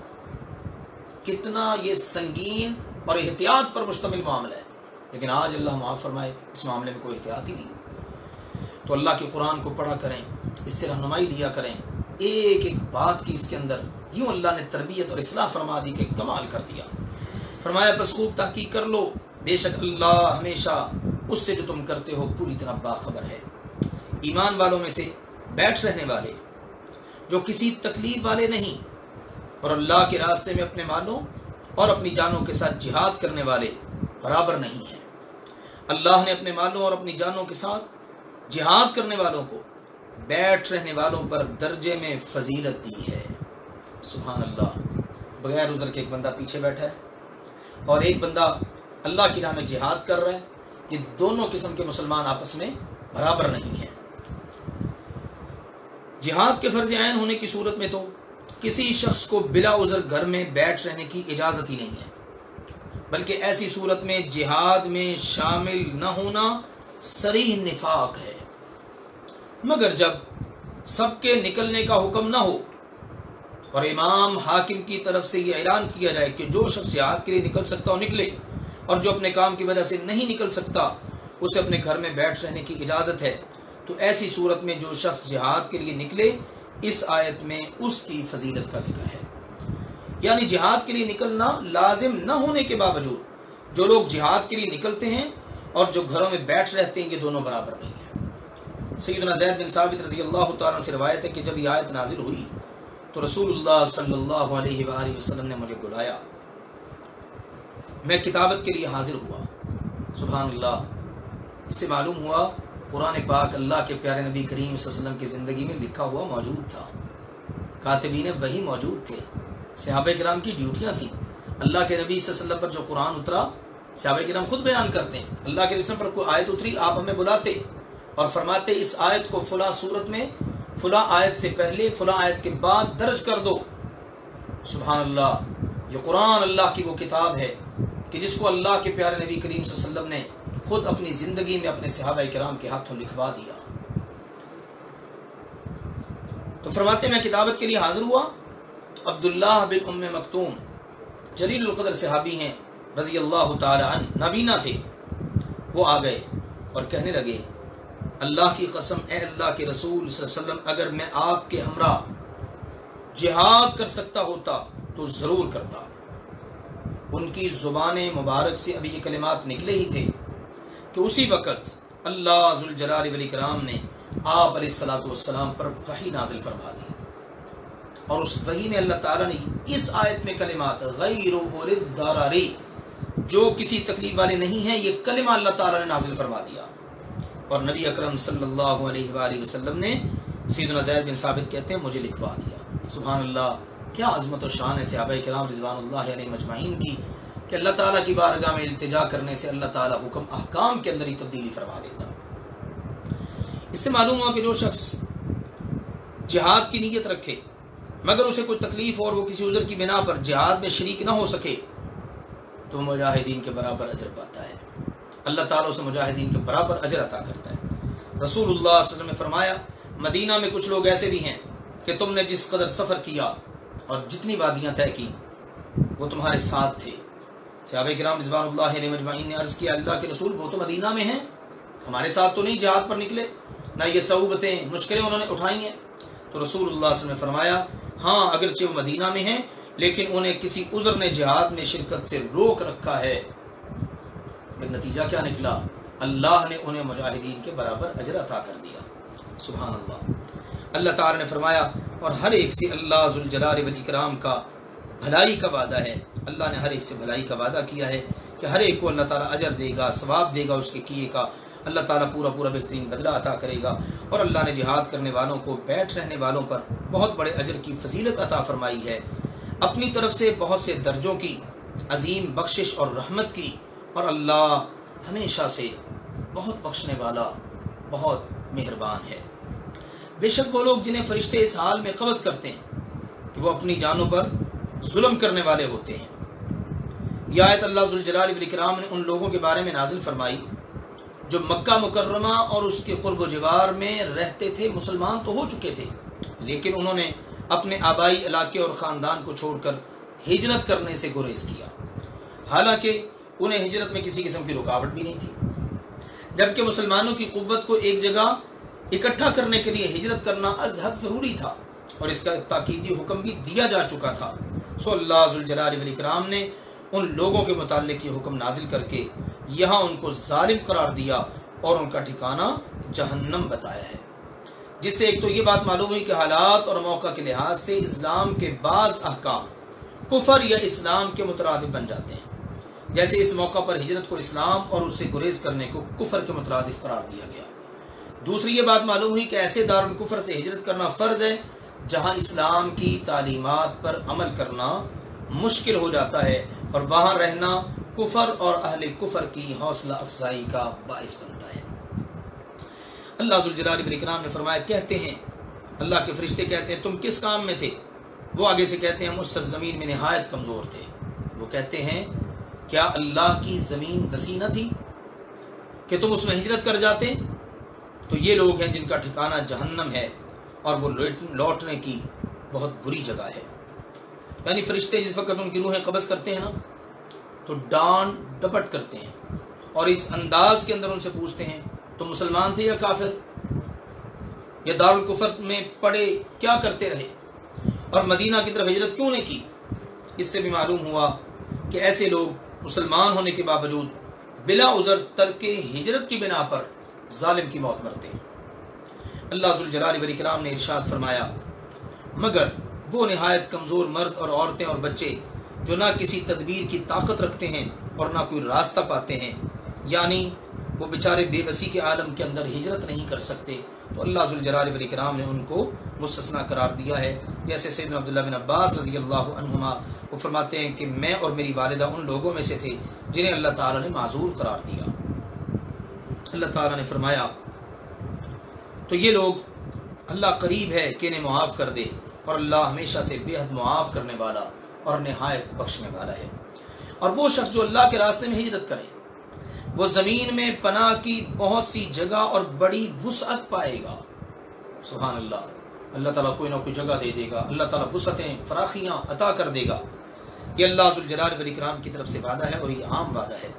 اور جو اپنے گھر سے اللہ اور اس کے رسول کی طرف ہجرت کرتے ہوئے نکلے پھر اسے موت پا لے تو بے شک اس کا اجر اللہ پر ثابت ہو گیا، اور اللہ ہمیشہ سے بے حد بخشنے والا اور انتہائی مہربان ہے۔ یعنی جو خلوص دل کے ساتھ اللہ ذوالجلال والاکرام کی راہ کے اندر نکلا اور اس نے اپنا سفر ہجرت شروع کر دیا، پھر راستے میں کسی طرح بھی موت آ گئی تو اس کا اجر اللہ کے ذمہ پکا ہو گیا، کیونکہ اصل مدار نیت پر ہے۔ سیدنا خالد بن حزام رضی اللہ تعالی عنہ حبشہ کی طرف ہجرت کر کے نکلے تو انہیں ایک سانپ نے ڈس لیا، تو ان کے بارے میں یہ آیت مبارکہ نازل ہوئی کہ وَمَن يَخْرُجْ مِن بَيْتِهِ۔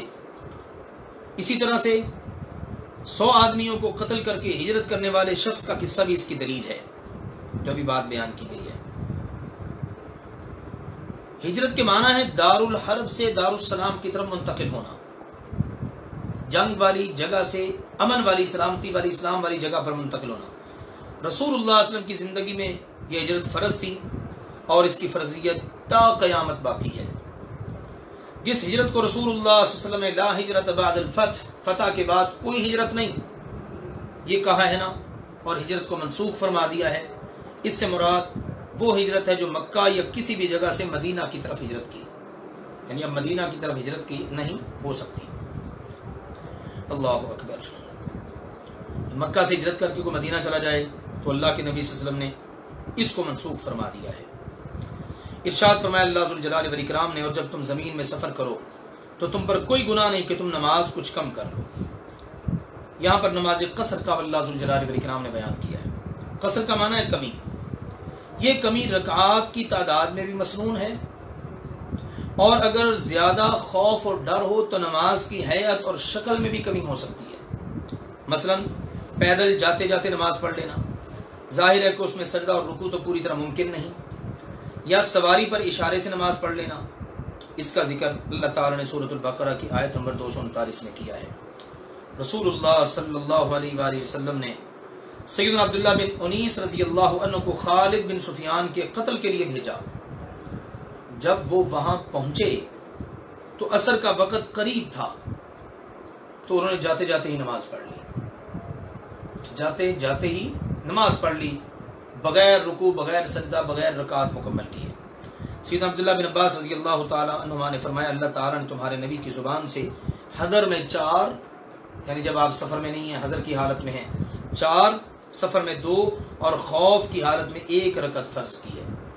عام سفر میں مغرب اور صبح کی نماز کے علاوہ دوسری نمازوں میں 4 کے بجائے 2 رکعت پڑھنا قصر ہے، یہ ہے قصر۔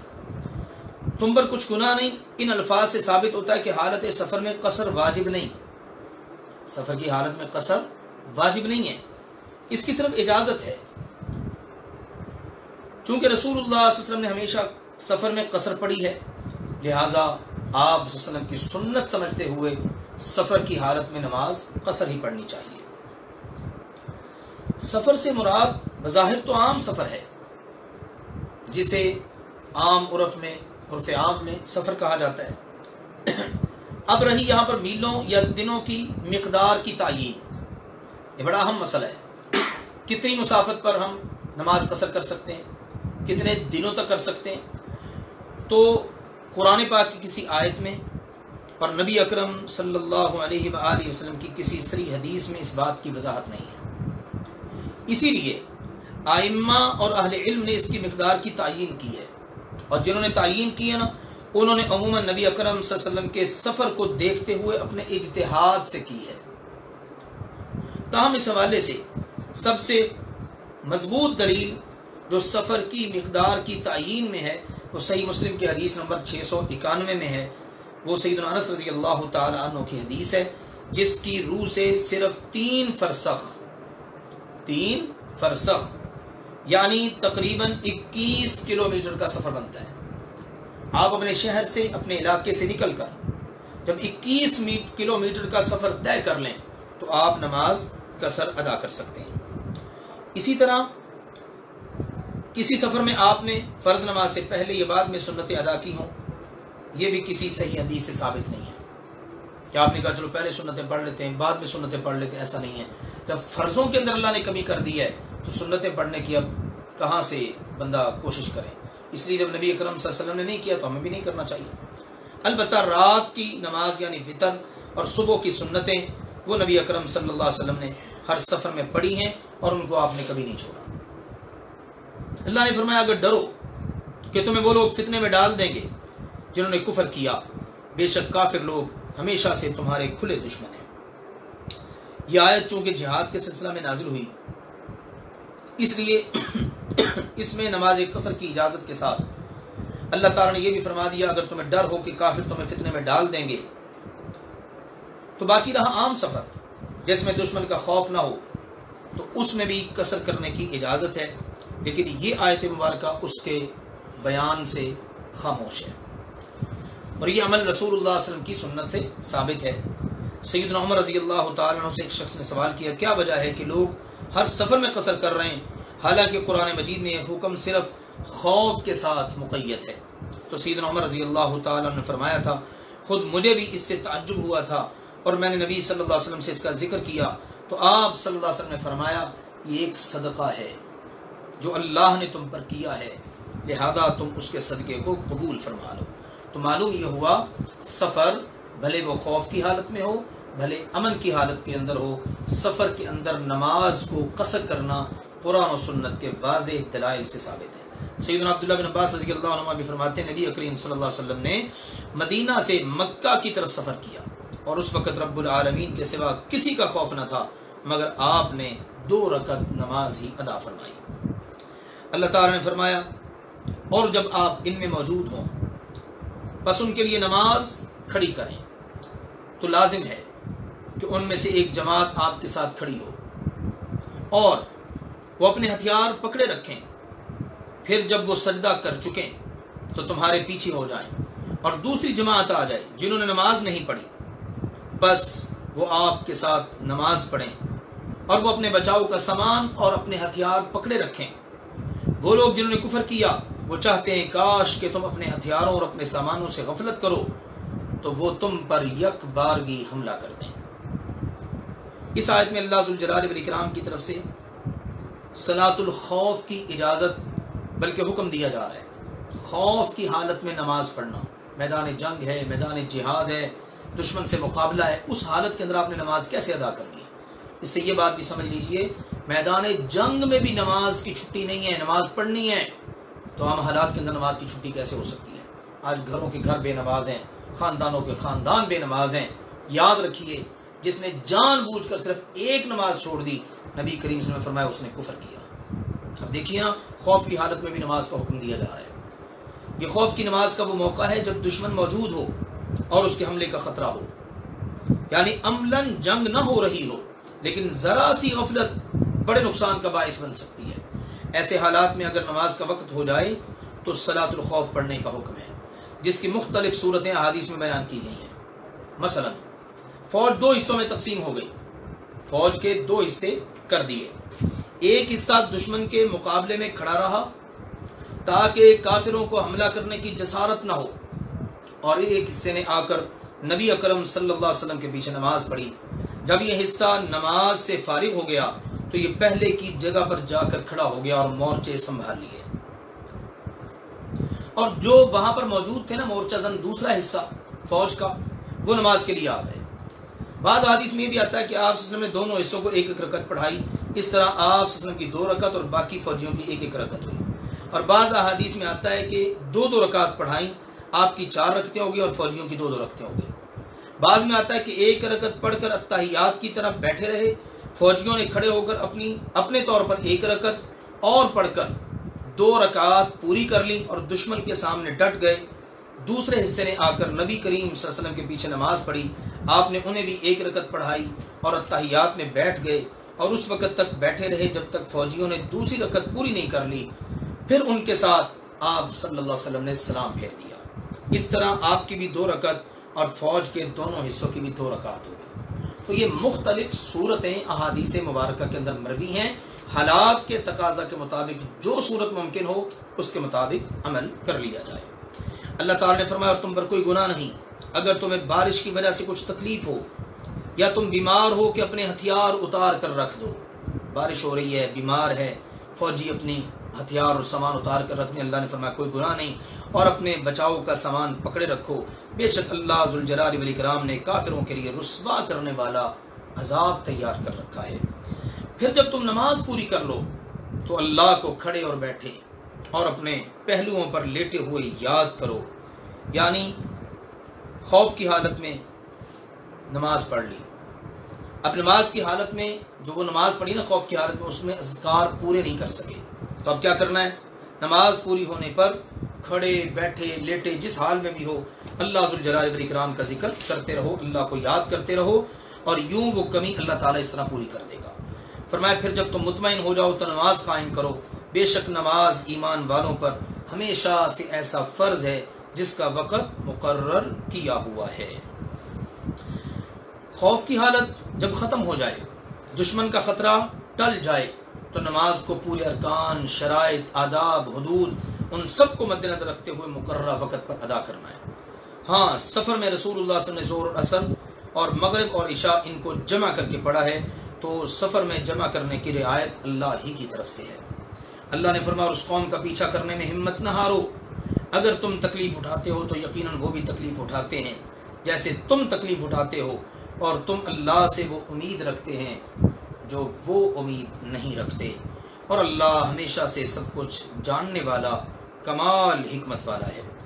جنگ احد میں زخم کھانے کے بعد کفار کا پیچھا کرنے کے متعلق اللہ ذو الجلال والاکرام نے آیت مبارکہ نازل فرمائی کہ تم باوجود اس کے کہ جنگ احد میں تم نے بڑے زخم کھائے، تم کفار کا پیچھا کرنے میں ہمت نہیں، تم نے ہارنی، ان کا پیچھا کرنا ہے، اور تمہیں اللہ سے وہ امید ہے جو ان کو امید نہیں ہے۔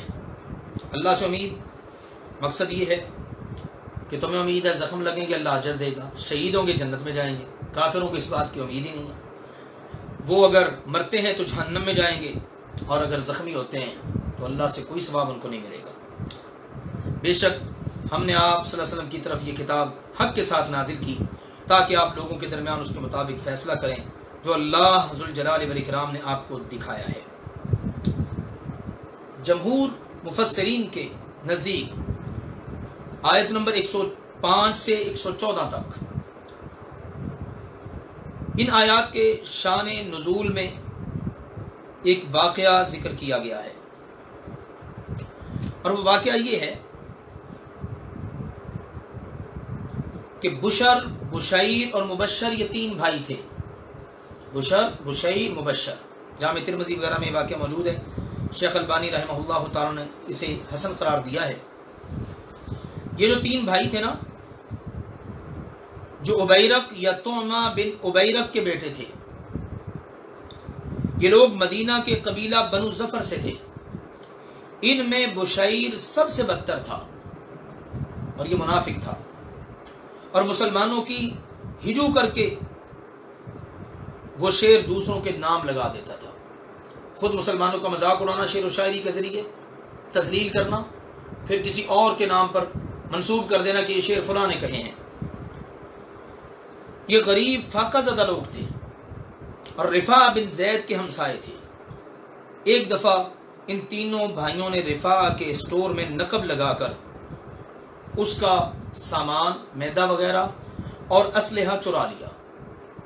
صبح جب تفتیش شروع ہوئی اور عبیرق کے بیٹوں کا راز فاش ہو گیا تو انہوں نے چوری کا وہ اسلحہ وغیرہ ایک یہودی کے گھر پھینک دیا، اور ان کے قبیلے بنو ظفر کے کچھ لوگوں نے رسول اللہ صلی اللہ علیہ وسلم کے پاس پہلے ہی آ کر شکایت کی کہ رفاع بن زید اور اس کے بھتیجے قتادہ بن نعمان نے ہمارے ایک گھر والوں پر جو ایماندار اور نیک لوگ ہیں ان پر چوری کا الزام لگا دیا ہے۔ قتادہ کہتے ہیں میں رسول اللہ صلی اللہ علیہ وسلم کے پاس آیا تو آپ صلی اللہ علیہ وسلم نے فرمایا تم نے بلا دلیل ایماندار نیک لوگوں پر چوری کا الزام لگا دیا گئی۔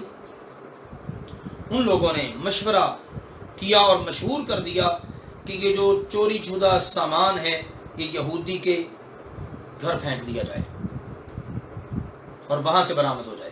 اب مشہوری ہو گئی کہ جناب مسروق کا سامان تو یہودی کے گھر سے نکلا ہے۔ اللہ ذو الجلال والاکرام نے اس موقع پر یہ آیات مبارکہ نازل فرمائی۔ اندازہ کر لیجئے اللہ ذو الجلال والاکرام کس طرح معاشروں میں پائے جانے والے بعض غلط معاملات کی بر موقع اصلاح فرماتا رہا۔ تو اللہ ذو الجلال والاکرام نے معاملے کی حقیقت کھول دی تاکہ کوئی یہ نہ کہے کہ جرم تو بنی عبیرب کا تھا مگر مجرم یہودی کو بنا دیا گیا کیونکہ وہ اپنا نہیں تھا. اس سے رسول اللہ صلی اللہ علیہ وسلم کے انصاف پر بڑا دھبا لگ سکتا تھا. اللہ ذو الجلال والاکرام نے اس کو پہلے ہی صاف کر دیا, دھو دیا. ارشاد فرمایا اللہ ذو الجلال والاکرام نے کہ آپ صلی اللہ علیہ وسلم خیانت کرنے والوں کی طرف داری کرنے والے اور ان کی خاطر جھگڑا کرنے والے نہ بنیے, یعنی عبیرب کے بیٹوں کی حمایت نہ کریں. اس سے یہ بات بھی پتہ چل گئی کہ رسول اللہ صلی اللہ علیہ وسلم عالم الغیب نہیں تھے, آپ کو غیب کا علم نہیں تھا. غیب کا علم ہوتا تو آپ قتادہ سے کبھی نہ پوچھتے کہ بھئی تم نے بلا دلیل ان لوگوں پر الزام کیوں لگا دیا ہے. غیب کا علم جس کو ہوتا ہے نا وہ پھر اس طرح کے سوالات نہیں کرتا. غیب کا علم صرف اللہ ذو الجلال والاکرام کی ذات کو ہے. اور ساتھ میں اللہ نے یہ جو کہا نا کہ آپ ان خیانت کرنے والوں کی طرف سے جھگڑا نہ کریں, تو یہ بھی اسی بات کی دلیل ہے کہ رسول اللہ صلی اللہ علیہ وسلم کو غیب کا علم نہیں تھا. اور اللہ سے بخشش مانگتے رہیے, استغفار کرتے رہیے, دعائیں کرتے رہیے. یعنی جو حمایت آپ نے کی اس کی مغفرت طلب کریں. اللہ اکبر. یہ جو آپ کی طرف سے ذرا سی ان کی حمایت ہو گئی نا, اس پر اب آپ نے اللہ سے اپنے اس عمل پر استغفار کرنا ہے. اللہ اکبر. ایک موقف اہل علم کا یہ بھی ہے کہ ان گناہگاروں کے لیے اللہ سے معافی مانگیں. بعض اوقات ایسا بھی ہوتا کہ لوگ اپنے معاملات لے کر آتے اور زبان کی تیزی کی وجہ سے اپنے حق میں فیصلہ کروا لیتے, حالانکہ ان کے حق میں فیصلہ بنتا نہ ہوتا. اس لیے رسول اللہ صلی اللہ علیہ وسلم نے فرمایا خبردار, میں ایک انسان ہی ہوں اور جس طرح سنتا ہوں اس کے مطابق فیصلہ کر دیتا ہوں.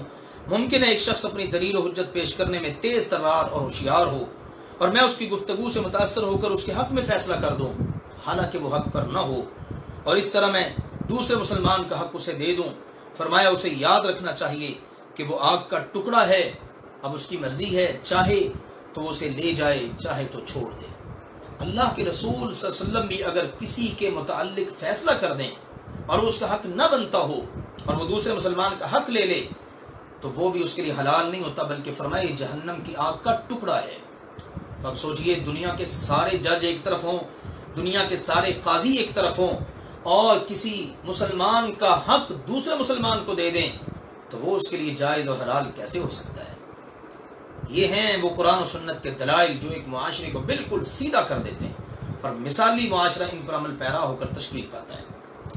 اللہ ذو الجلال والاکرام نے ارشاد فرمایا یقیناً اللہ ہمیشہ سے بے حد بخشنے والا نہایت مہربان ہے, اور ان لوگوں کی طرف سے جھگڑا نہ کیجیے جو اپنی جانوں سے خیانت کرتے ہیں.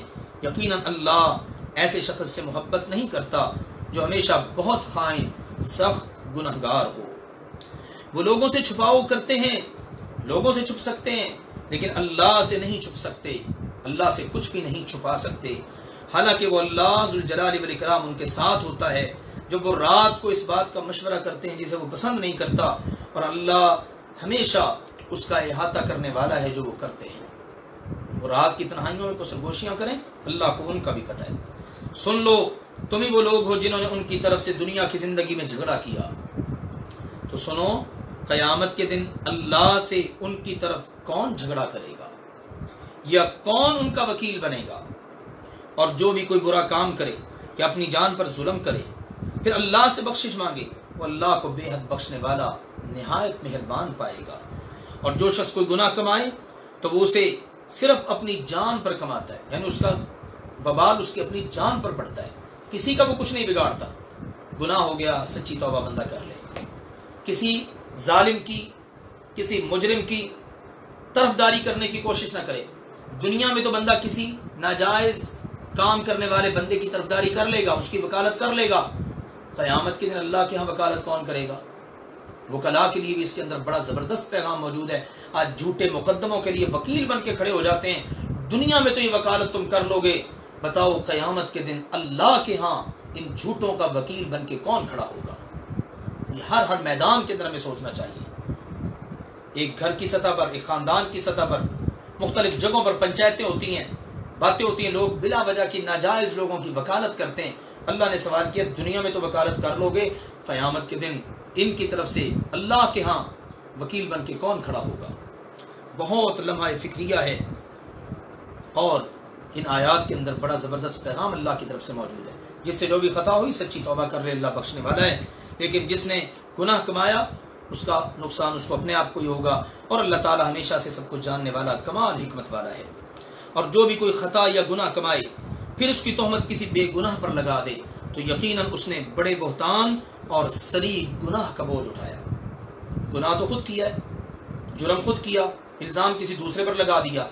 اللہ ذوالجلال والاکرام نے فرمایا اس پر گناہ کا وبال تو پڑے گا ہی پڑے گا، مزید اس پر اللہ کی طرف سے بہتان اور دیگر جرائم کی سزا بھی اس کو لینا پڑے گی.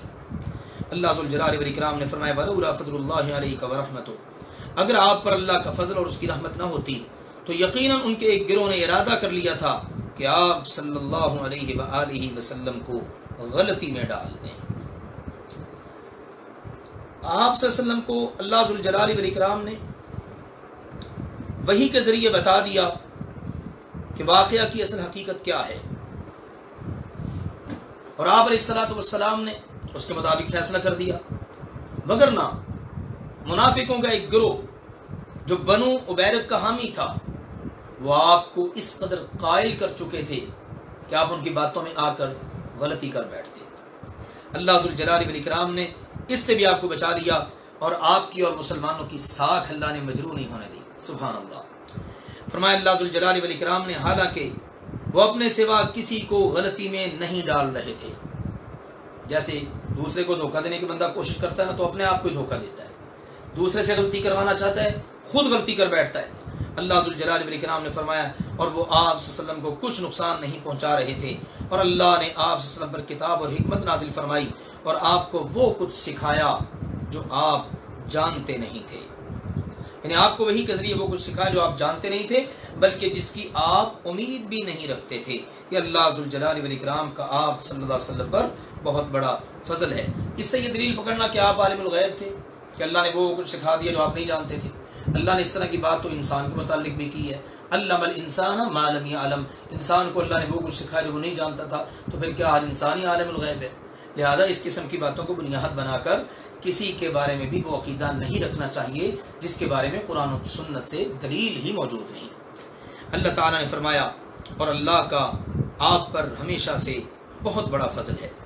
ان کی بہت سی سرگوشیوں میں کوئی خیر نہیں سوائے اس شخص کے جو کسی صدقے یا نیک کام یا لوگوں کے درمیان صلح کرانے کا حکم دے، اور جو بھی یہ کام اللہ کی رضا حاصل کرنے کے لیے کرے گا تو اللہ تعالیٰ نے فرمایا ہم جلد ہی اسے بہت بڑا اجر عطا کریں گے. عام طور پر لوگ سرگوشیاں کرتے ہیں، طرح طرح کی اس کے اندر باتیں ہوتی ہیں، طرح طرح کے کام ہوتے ہیں. اللہ نے صرف 3 قسم کی سرگوشیاں یا 3 مشوروں کے لیے کی جانے والی سرگوشیاں اللہ ذوالجلال والاکرام نے ان کی پرمیشن اور اجازت دی ہے. صدقے کی سرگوشی کرنا ہو، کوئی نیکی کا کام کرنے کی سرگوشی کرنا ہو، کوئی لوگوں کے درمیان صلح کرانے کی سرگوشی کرنا ہو تو اس کی اجازت ہے، وگرنہ عموماً دیگر سرگوشیوں کے اندر کوئی خیر نہیں. اللہ ذوالجلال والاکرام نے فرمایا اور جو کوئی رسول کی مخالفت کرے اس کے بعد کہ اس کے لیے ہدایت خوب واضح ہو چکی اور مومنوں کے راستے کے علاوہ کسی اور راستے کی پیروی کرے تو اللہ نے فرمایا ہم اسے اسی طرف پھیر دیں گے جس طرف وہ پھرے گا، پھر اسے ہم جہنم کی آگ میں جھونک دیں گے اور وہ بہت بری جگہ ہے لوٹنے کے لحاظ سے. یعنی جو شخص رسول اللہ صلی اللہ علیہ وسلم کی تعلیمات کو پس پشت ڈال دے اور مومنوں کے راستے، اور مومنوں سے مراد یہاں پر صحابہ کرام رضوان اللہ علیہ مجمعین ہیں، ان کے راستے کو چھوڑ دے تو اللہ ذوالجلال والاکرام نے اس کی سزا یہاں پر بیان فرمائی ہے. صحابہ کرام کے راستے کو چھوڑ کر چلنا کسی اور راہ پر اللہ ذوالجلال والاکرام نے اس کو پسند نہیں فرمایا. یعنی جو شخص بھی یا کوئی گروہ بھی رسول اللہ علیہ وسلم کی اس طرح مخالفت کرے کہ آپ کے مقابلے میں آ جائے کہ ایک طرف اللہ کے رسول ہوں، دوسری طرف یہ شخص یا گروہ ہو، اور حق معلوم ہو جانے کے باوجود مومنوں کے سیدھے اور صاف راستے سے ہٹ جائے تو اللہ ذوالجلال والاکرام نے فرمایا وہ جدھر پھرے گا ہم پھیر دیں گے، دنیا کے اندر اس کی رسیاں ڈھیلی کر دیں گے، آنا تو ہمارے پاس ہے نا قیامت کے دن، ہم اٹھا کے اسے جہنم کی آگ میں پھینک دیں گے. یہاں مومنین سے مراد صحابہ کرام ہیں. ان کے علاوہ ان آیات کے نزول کے وقت کوئی اور گروہ موجود نہیں تھا جو مومن کہلا سکے. سبحان اللہ. تو صحابہ کرام بالاولا مومن قرار پائے. اس لیے رسول اللہ علیہ وسلم کی مخالفت اور غیر سبیل المؤمنین کی پیروی دونوں حقیقت میں ایک ہی چیز کا نام ہے اس لیے صحابہ کرام کے راستے سے ہٹنا بھی کفر اور گمراہی ہے۔ اللہ ذوالجلال والاکرام نے فرمایا بے شک اللہ اس بات کو نہیں بخشے گا کہ اس کا شریک بنایا جائے، اور اس کے علاوہ جس گناہ کو چاہے گا بخش دے گا، اور جو اللہ کے ساتھ شریک بنائے گا تو یقیناً وہ بھٹک گیا، بہت دور کی گمراہی میں جا پڑا۔ وہ اس کے سوا نہیں پکارتے مگر مؤنثوں کو ہی پکارتے ہیں۔ اللہ کو چھوڑ کر جس کو بھی پکارا جاتا ہے وہ مؤنث ہے۔ عام طور پر آپ دیکھیں گے شرک کرنے والے ان کے رکھے ہوئے نام مؤنثوں والے ہوتے ہیں، ٹھیک ہے نا، سرکار اور اس طرح کے نام یعنی مؤنث۔ تو اللہ ذوالجلال والاکرام نے فرمایا یہ لوگ مؤنثوں کو ہی پکارتے ہیں۔ زمانہ جاہلیت میں بھی جو بت تھے ان کے نام بھی مؤنثوں والے تھے، لات، منات، عزا وغیرہ، اور اسی طرح سے جو دیگر وہ پکارا کرتے تھے۔ اللہ ذوالجلال والاکرام نے یہاں پر اس حقیقت کو واضح کیا کہ وہ مؤنثوں کو ہی پکار رہے ہیں، اور نہیں وہ پکارتے مگر سرکش شیطان کو، کیونکہ شیطان کے کہنے پر وہ سارا کچھ کر رہے ہیں۔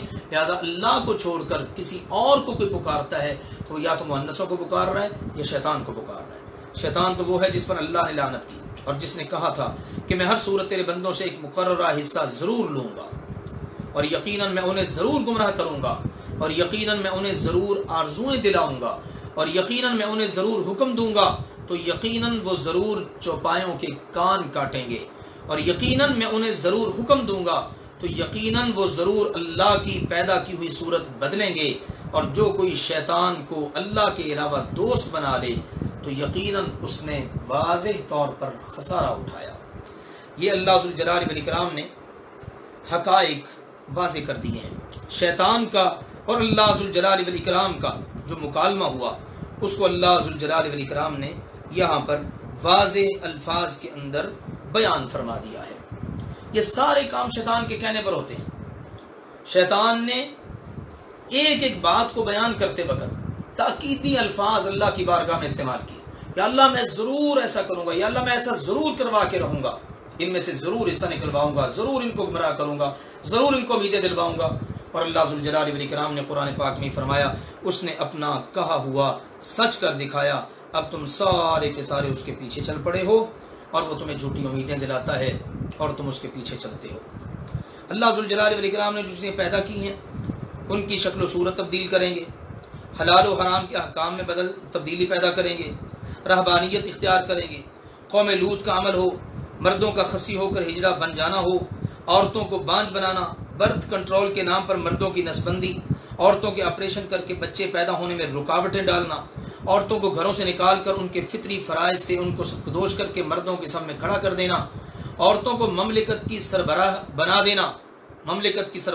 دینا، خوبصورتی کے لیے ابروں کے بال اکھاڑنا، جلد میں نیل وغیرہ بھر کر نقش و نگار بنانا، دانت باریک کروانا، سر پر مصنوعی بال لگوانا، مردوں کا داڑھی منڈوانا، عورتوں کا لباس کم از کم کر کے انہیں ننگا کرنے کی کوشش کرنا، یہ سب شیطانی کام ہیں اور اللہ تعالیٰ کی لعنت کا موجب ہے۔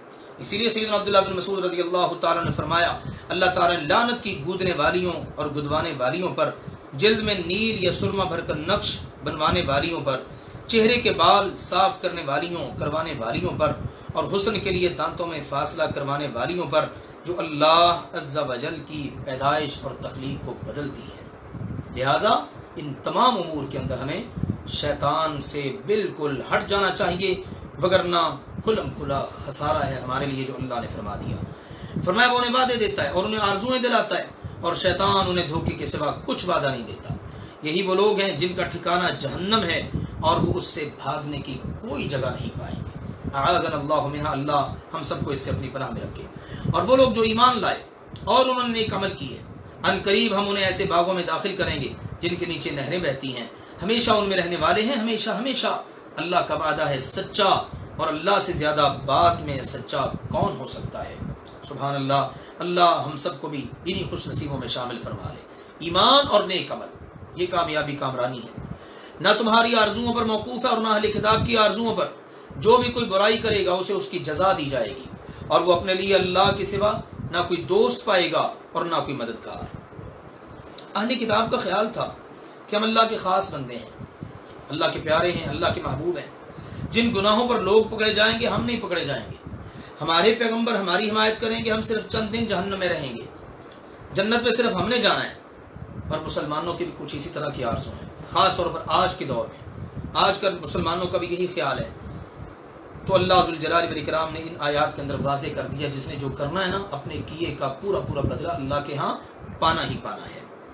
اللہ ذوالجلال والاکرام نے فرمایا اور جو شخص نیک کاموں میں سے کوئی کام کرے، مرد ہو یا عورت، لیکن ہو وہ مومن، تو یہ لوگ جنت میں داخل ہوں گے اور کھجور کی گٹھلی کے نقطے کے برابر بھی ان پر ظلم نہیں کیا جائے گا۔ اللہ تعالی ہم سب کو بھی انہی خوش نصیبوں میں شامل فرما لے۔ اور دین کے لحاظ سے اس سے بہتر کون ہے جس نے اپنا چہرہ اللہ کے لیے تابع کر دیا جبکہ وہ نیکی کرنے والا ہے، اور اس نے ابراہیم علیہ السلام کی ملت کی پیروی کی جو یکسو تھے، ایک اللہ کی طرف متوجہ رہنے والے تھے، اور اللہ نے ابراہیم علیہ السلام کو اپنا خاص دوست بنا لیا، اور اللہ ہی کا ہے جو کچھ آسمانوں میں ہے اور جو کچھ زمین میں ہے، اور اللہ ہمیشہ سے ہر چیز کا احاطہ کرنے والا ہے۔ یہ ہے بہترین راستہ، سیدھا ہو کر دین پر چلنا، اپنے آپ کو اللہ کا مطیع فرمانبردار بنا کے رکھنا، ملت ابراہیم پر چلنا، نیک عمل کرتے رہنا۔ خلیلہ جس کی دوستی دل کے درمیان تک پہنچ جائے اور اس میں کسی پہلو سے بھی کوئی خامی نہ رہے۔ نبی کریم صلی اللہ علیہ وسلم نے فرمایا اللہ تعالیٰ نے مجھے بھی ویسے ہی خلیل بنایا ہے جس طرح اللہ نے ابراہیم علیہ السلام کو خلیل بنایا۔ گویا کائنات میں اللہ کے دو خلیل ہیں، ابراہیم علیہ السلام اور محمد مصطفیٰ صلی اللہ علیہ وآلہ وسلم۔ اور لوگ آپ سے عورتوں کے بارے میں فتویٰ پوچھتے ہیں، یہاں پر یہ صراحت نہیں ہے کہ عورتوں کے بارے میں کیا سوال کرتے ہیں، لیکن اگلی آیات میں جو اللہ ذوالجلال والاکرام نے جوابات دیے ہیں ان سے سوال کا خود بخود اندازہ ہو جاتا ہے۔ تو یہاں پر پتہ چلا لوگ آپ سے سوال کرتے ہیں عورتوں کے بارے میں، تو آپ فرما دیجئے اللہ تمہیں ان کے بارے میں فتویٰ دیتا ہے، اور جو کچھ تم پر کتاب میں پڑھا جاتا ہے وہ ان یتیم عورتوں کے بارے میں ہے جنہیں تم وہ نہیں دیتے جو ان کے لیے فرض کیا گیا ہے۔ یہاں اللہ ذوالجلال والاکرام کی طرف سے اصل میں کچھ سوالوں کے جوابات دیے گئے ہیں، اور پچھلی آیت کا حوالہ دیا ہے کہ اللہ کی کتاب کی اسی صورت میں جو کچھ پڑھا جاتا ہے، جو ہم نے پڑھا ہے پیچھے آیت نمبر 3 کے اندر اور اس کی بعد کی آیات کے اندر، کہ یتیم لڑکیوں کے ساتھ نکاح کر لیا جاتا لیکن ان کو وہ حقوق نہ دیے جاتے جو دیگر عورتوں کو دیے جاتے ہیں، پھر عورتوں کے حقوق اور نابالغ بچوں کی نگہداشت اور ان کا مال کھانے سے اجتناب اور ان کا ورثہ وغیرہ دینا ان کو، یہ سب اسی کے بارے میں ہے۔ تو اللہ ذوالجلال والاکرام نے یہاں پر وضاحت فرما دی کہ یتیم عورتوں کے بارے میں ہے جنہیں تم وہ نہیں دیتے جو ان کے لیے فرض کیا گیا ہے، اور رغبت رکھتے ہو کہ ان سے نکاح کر لو۔ اللہ ذوالجلال والاکرام نے اس حوالے سے یہ بات ارشاد فرمائی کہ تم نے ان کے لیے جو مقرر کیا وہ نہیں دیتے اور تم رغبت رکھتے ہو کہ ان سے نکاح کر لو۔ اس صورت کے شروع میں یتیم کے حق کا ذکر اللہ ذوالجلال والاکرام نے فرمایا، اور وہاں پر فرمایا تھا کہ یتیم لڑکی جس کا کوئی ولی نہ ہو مگر اس کا چچا زاد، سو وہ اگر سمجھے کہ میں اس کا حق ادا نہ کر سکوں گا تو وہ اسے اپنے نکاح میں نہ لائے، کسی دوسری عورت سے نکاح کر لے اور کسی دوسرے سے اس کا نکاح کر دے اور خود اس کا ولی بن جائے۔ اب مسلمانوں نے ایسی عورتوں کو نکاح میں لانا موقوف کر دیا، پھر دیکھا گیا کہ بعض اوقات لڑکی کے ولی ہی کے لیے اسے اپنے نکاح میں رکھنا بہتر ہوتا ہے، اس بنا پر رسول اللہ صلی اللہ علیہ وسلم سے رخصت مانگی گئی، تو اللہ ذوالجلال والاکرام نے اس موقع پر یہ آیت نازل فرمائی اور اس طرح اجازت مل گئی، اور فرما دیا اللہ تعالیٰ نے کہ وہ جو کتاب میں منع کیا گیا تھا نا وہ اس وقت ہے کہ اس کا حق پورا نہ دو، اگر ان کے حق کی بہتری کی سوچو تو تمہیں ان سے نکاح کرنے کی رخصت ہے۔ شاہ عبد القادر رحمہ اللہ تعالیٰ نے اس آیت کے ضمن میں یہ خوبصورت باتیں ارشاد فرمائی ہیں۔ فرمایا اس بارے میں بھی ہے کہ یتیموں کے لیے انصاف پر قائم رہو اور تم جو بھی نیکی کرو سو بے شک اللہ ذوالجلال والاکرام ہمیشہ سے اسے خوب جاننے والا ہے۔ اور اگر کوئی عورت اپنے خامن سے کسی قسم کی زیادتی یا بے رخی سے ڈرے تو دونوں پر کوئی گناہ نہیں کہ آپس میں کسی طرح کی صلح کر لیں، اور صلح بہتر ہے۔ یعنی ان کے بارے میں بھی اپنے احکام اللہ ذوالجلال والاکرام تمہیں یاد دلاتا ہے جو اس صورت کے شروع میں اللہ ذوالجلال والاکرام نے ارشاد فرمایا۔ اب اس کے بعد اللہ ذوالجلال والاکرام دوسری بات فرما رہا ہے، یعنی یتیم لڑکیوں کے بارے میں بات کرنے کے بعد اب ان کی بات مکمل ہو گئی، اب دوسرے پہلو سے اللہ ذوالجلال والاکرام نے بات ذکر کی ہے، اور وہ یہ ہے کہ عورت کو ڈر ہے اپنے شوہر کی طرف سے بے رخی کا اور اس کے ظلم اور زیادتی کا، تو اس صورت میں کیا تعلیمات ہیں؟ اللہ ذوالجلال والاکرام نے اس صورت میں 2 صورتیں ذکر کی ہیں جو ان آیات سے ہمیں پتہ چلتی ہیں۔ ایک تو یہ کہ عورت سمجھے کہ میں اس شخص کے نکاح میں رہوں تو میرے حق میں بہتر ہے، خواہ مجھے اپنے کچھ حقوق چھوڑنا ہی کیوں نہ پڑ جائیں۔ دوسری صورت یہ ہے کہ وہ اس سے علیحدہ ہو جائے۔ 128 نمبر آیت میں پہلی صورت کا ذکر ہے اور 130 نمبر آیت میں دوسری صورت کا ذکر کر دیا گیا ہے۔ عورت کو ڈر ہوتا ہے شوہر کی طرف سے بدسلوکی کا، یا اس کا شوہر اس کو حقیر سمجھے، اس کے پاس سونا بیٹھنا چھوڑ دے، نان و نفقہ نہ دے، مارنے کی کوشش کرے، یا اس کے پاس اور بیوی ہے جسے وہ زیادہ چاہتا ہے اس لیے اس کی طرف توجہ کم ہے، تو یہ ساری کی ساری صورتیں ہو سکتی ہیں۔ اللہ ذوالجلال والاکرام نے فرمایا صلح و صفائی سے رہو تو یہ بہتر ہے۔ سیدہ عائشہ رضی اللہ تعالیٰ بیان کرتی ہیں کسی مرد کے پاس کوئی عورت ہوتی اور اب وہ اسے مزید نہ رکھنا چاہتا اور طلاق دینے کا ارادہ کرتا تو وہ عورت کہہ دیتی کہ مجھے طلاق نہ دے، اپنے نکاح میں رہنے دے، میں اپنی باری کے بارے میں تجھے اجازت دیتی ہوں کہ تو جس بیوی کے پاس چاہے رہے۔ چنانچہ اللہ ذوالجلال والاکرام نے اسی سلسلے میں یہ آیت مبارکہ نازل فرمائی۔ اسی طرح نبی اکرم صلی اللہ علیہ وسلم کی زوجہ محترمہ سیدہ سودا رضی اللہ عنہا نے بھی اپنا دل سیدہ عائشہ رضی اللہ تعالی عنہا کو ہبہ کر دیا تھا۔ اللہ نے فرمایا صلح بہرحال بہتر ہے، کیونکہ شیطان اپنے کارندوں میں سے اس کارندوں کو اپنے قریب کر کے شاباش دیتا ہے جو میاں بیوی کے درمیان علیحدگی کروا دیتا ہے۔ اللہ نے فرمایا اور تمام طبیعتوں میں ہرس رکھ دی گئی ہے۔ تمام ہرس یہ موجود ہے، ہر طبیعت کے اندر یہ پایا جاتا ہے، چاہے وہ انسان ہو یعنی مرد ہو یا عورت۔ ہر مرد عورت کے دل کے اندر یہ چیز پائی جاتی ہے۔ مرد کا بخل یہ ہے کہ عورت سے فائدہ اٹھائے مگر اس کے حقوق پورے ادا نہ کرے۔ عورت کا بخل یہ ہے کہ مہر اور نان نفقہ تو پورا وصول کرے مگر حقوق ادا کرنے میں کوتاہی کرے۔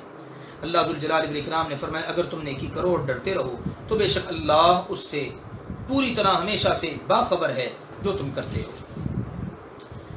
اور تم ہرگز نہ کر سکو گے کہ عورتوں کے درمیان برابری کرو۔ عورتوں کے درمیان برابری کرو ایسا تم ہرگز نہیں کر سکو گے، خواہ تم جتنے بھی حرص رکھو، بس ایک کی طرف مکمل طور پر مت جھک جانا اور دوسری کو اس طرح چھوڑ دینا کہ جیسے لٹکی ہوئی ہے۔ اور اگر تم اصلاح کرو اور ڈرتے رہو تو بے شک اللہ ذوالجلال والاکرام ہمیشہ سے بے حد بخشنے والا نہایت مہربان ہے۔ 2 یا 2 سے زیادہ بیویوں کے درمیان ہر لحاظ سے پوری مساوات برتنا یہ انسانی طاقت سے بالکل باہر ہے، کیونکہ عورتوں میں اپنی طبیعتوں، اخلاق و عادات، حسن، خوبصورتی اور عمر وغیرہ میں ایک دوسرے سے فرق ہوتا ہے۔ ایسی صورت میں اگر مرد کا میلان ایک کی طرف زیادہ اور دوسری کی طرف کم ہو تو یہ ایک فطری امر ہے جس پر وہ جتنا بھی چاہے قابو نہیں پا سکتا۔ لہٰذا اللہ ذوالجلال والاکرام نے اس آیت مبارکہ میں اس بات پر زور دیا ہے کہ ایک سے زیادہ بیویاں ہونے کی صورت میں ایک کی طرف مکمل طور پر جھک جانا اور دوسری کو بالکل معلق لٹکا ہوا چھوڑ دینا ایسا نہیں ہونا چاہیے۔ گویا اس کا کوئی شوہر ہی نہیں ہے اور نہ وہ غیر شادی شدہ ہے کہ کہیں اور نکاح کر لے، تو اللہ تعالیٰ نے اس کو حرام قرار دیا ہے۔ ظاہری حقوق میں عورتوں سے مساوی سلوک کیا جائے، دل کے میدان پر گرفت نہیں۔ رسول اللہ صلی اللہ علیہ وآلہ وسلم نے اللہ تعالیٰ سے یہ عرض کیا یا اللہ یہ میری بیویوں کے درمیان اس چیز کی تقسیم ہے جس کا میں اختیار رکھتا ہوں، یعنی کھانا پینا، کپڑا، سونا بیٹھنا وغیرہ، لہٰذا تو مجھے اس چیز پر ملامت نہ فرما جس کا میں اختیار نہیں رکھتا، یعنی دلی میلان اور محبت۔ اللہ ذوالجلال والاکرام نے فرمایا اگر وہ دونوں ایک دوسرے سے جدا ہو جائیں تو اللہ ہر ایک کو اپنی وسعت سے غنی کر دے گا، اور اللہ ہمیشہ سے وسعت والا، کمال حکمت والا ہے۔ اور اللہ ہی کا جو کچھ آسمانوں میں ہے اور جو کچھ زمین میں ہے، اور بلا شبہ یقیناً ہم نے ان لوگوں کو جنہیں تم سے پہلے کتاب دی گئی اور تمہیں بھی تاکیدی حکم دیا ہے کہ اللہ سے ڈرو، اور اگر تم کفر کرو گے تو بے شک اللہ ہی کا ہے جو کچھ آسمانوں میں ہے اور جو کچھ زمین میں ہے۔ کوئی اللہ سے ڈرے، اللہ پر ایمان رکھے، اس کا اپنا فائدہ، جو نہ کرے اس کا اپنا نقصان، اور اللہ ہمیشہ سے ہر طرح بے پرواہ اور ہر طرح سے تعریف کا حقدار ہے۔ اور اللہ ہی کا جو کچھ آسمانوں میں اور جو کچھ زمین میں ہے، اور اللہ بطور وکیل بہت کافی ہے۔ اگر وہ چاہے تو تمہیں لے جائے اے لوگو اور کچھ دوسروں کو لے آئے، اور اللہ ہمیشہ سے اس پر پوری طرح قادر ہے۔ اللہ چاہے تمہیں اٹھا کر لے جائے، تمہاری جگہ اللہ تعالیٰ دوسری قوم کو لا آباد کرے جو اللہ تعالیٰ کے حکم احکام ماننے والے ہوں۔ جو شخص دنیا کا بدلہ چاہتا ہے تو اللہ ہی کے پاس دنیا اور آخرت کا بدلہ ہے، اور اللہ ہمیشہ سے سب کچھ جاننے والا، سب کچھ دیکھنے والا ہے۔ جو دنیا کا طالب ہوگا اس کو دنیا مل جائے گی، جو آخرت کا طالب ہوگا اس کو اللہ ذو الجلال والاکرام آخرت عطا کر دے گا۔ اب اگر تم دنیا کے طالب بن کر زندگی گزارو اور اللہ کے فرامین کو پس پشت ڈال دو تو سنو، تمہیں بدل کر اللہ تعالیٰ پھر ایسی قوم کو لے آئے گا جن کے بارے میں فرمایا ثم لا یکونوا امثالکم، وہ تمہارے جیسے نہیں ہوں گے۔ لہٰذا مسلمانوں کو چاہیے اللہ کی زمین پر رہتے ہوئے اپنے معاشروں کو امن کا گہوارہ بنانے کے لیے معاشروں کے اندر مثبت تبدیلیاں قرآن و سنت کی روشنی میں کرنے کی کوشش کریں۔ اللہ ذو الجلال والاکرام ہم سب کو قرآن و سنت کا فہم بھی نصیب فرمائے، اس کے مطابق عمل کی توفیق بھی عطا فرمائے۔ وآخر دعوانا ان الحمد للہ رب العالمین۔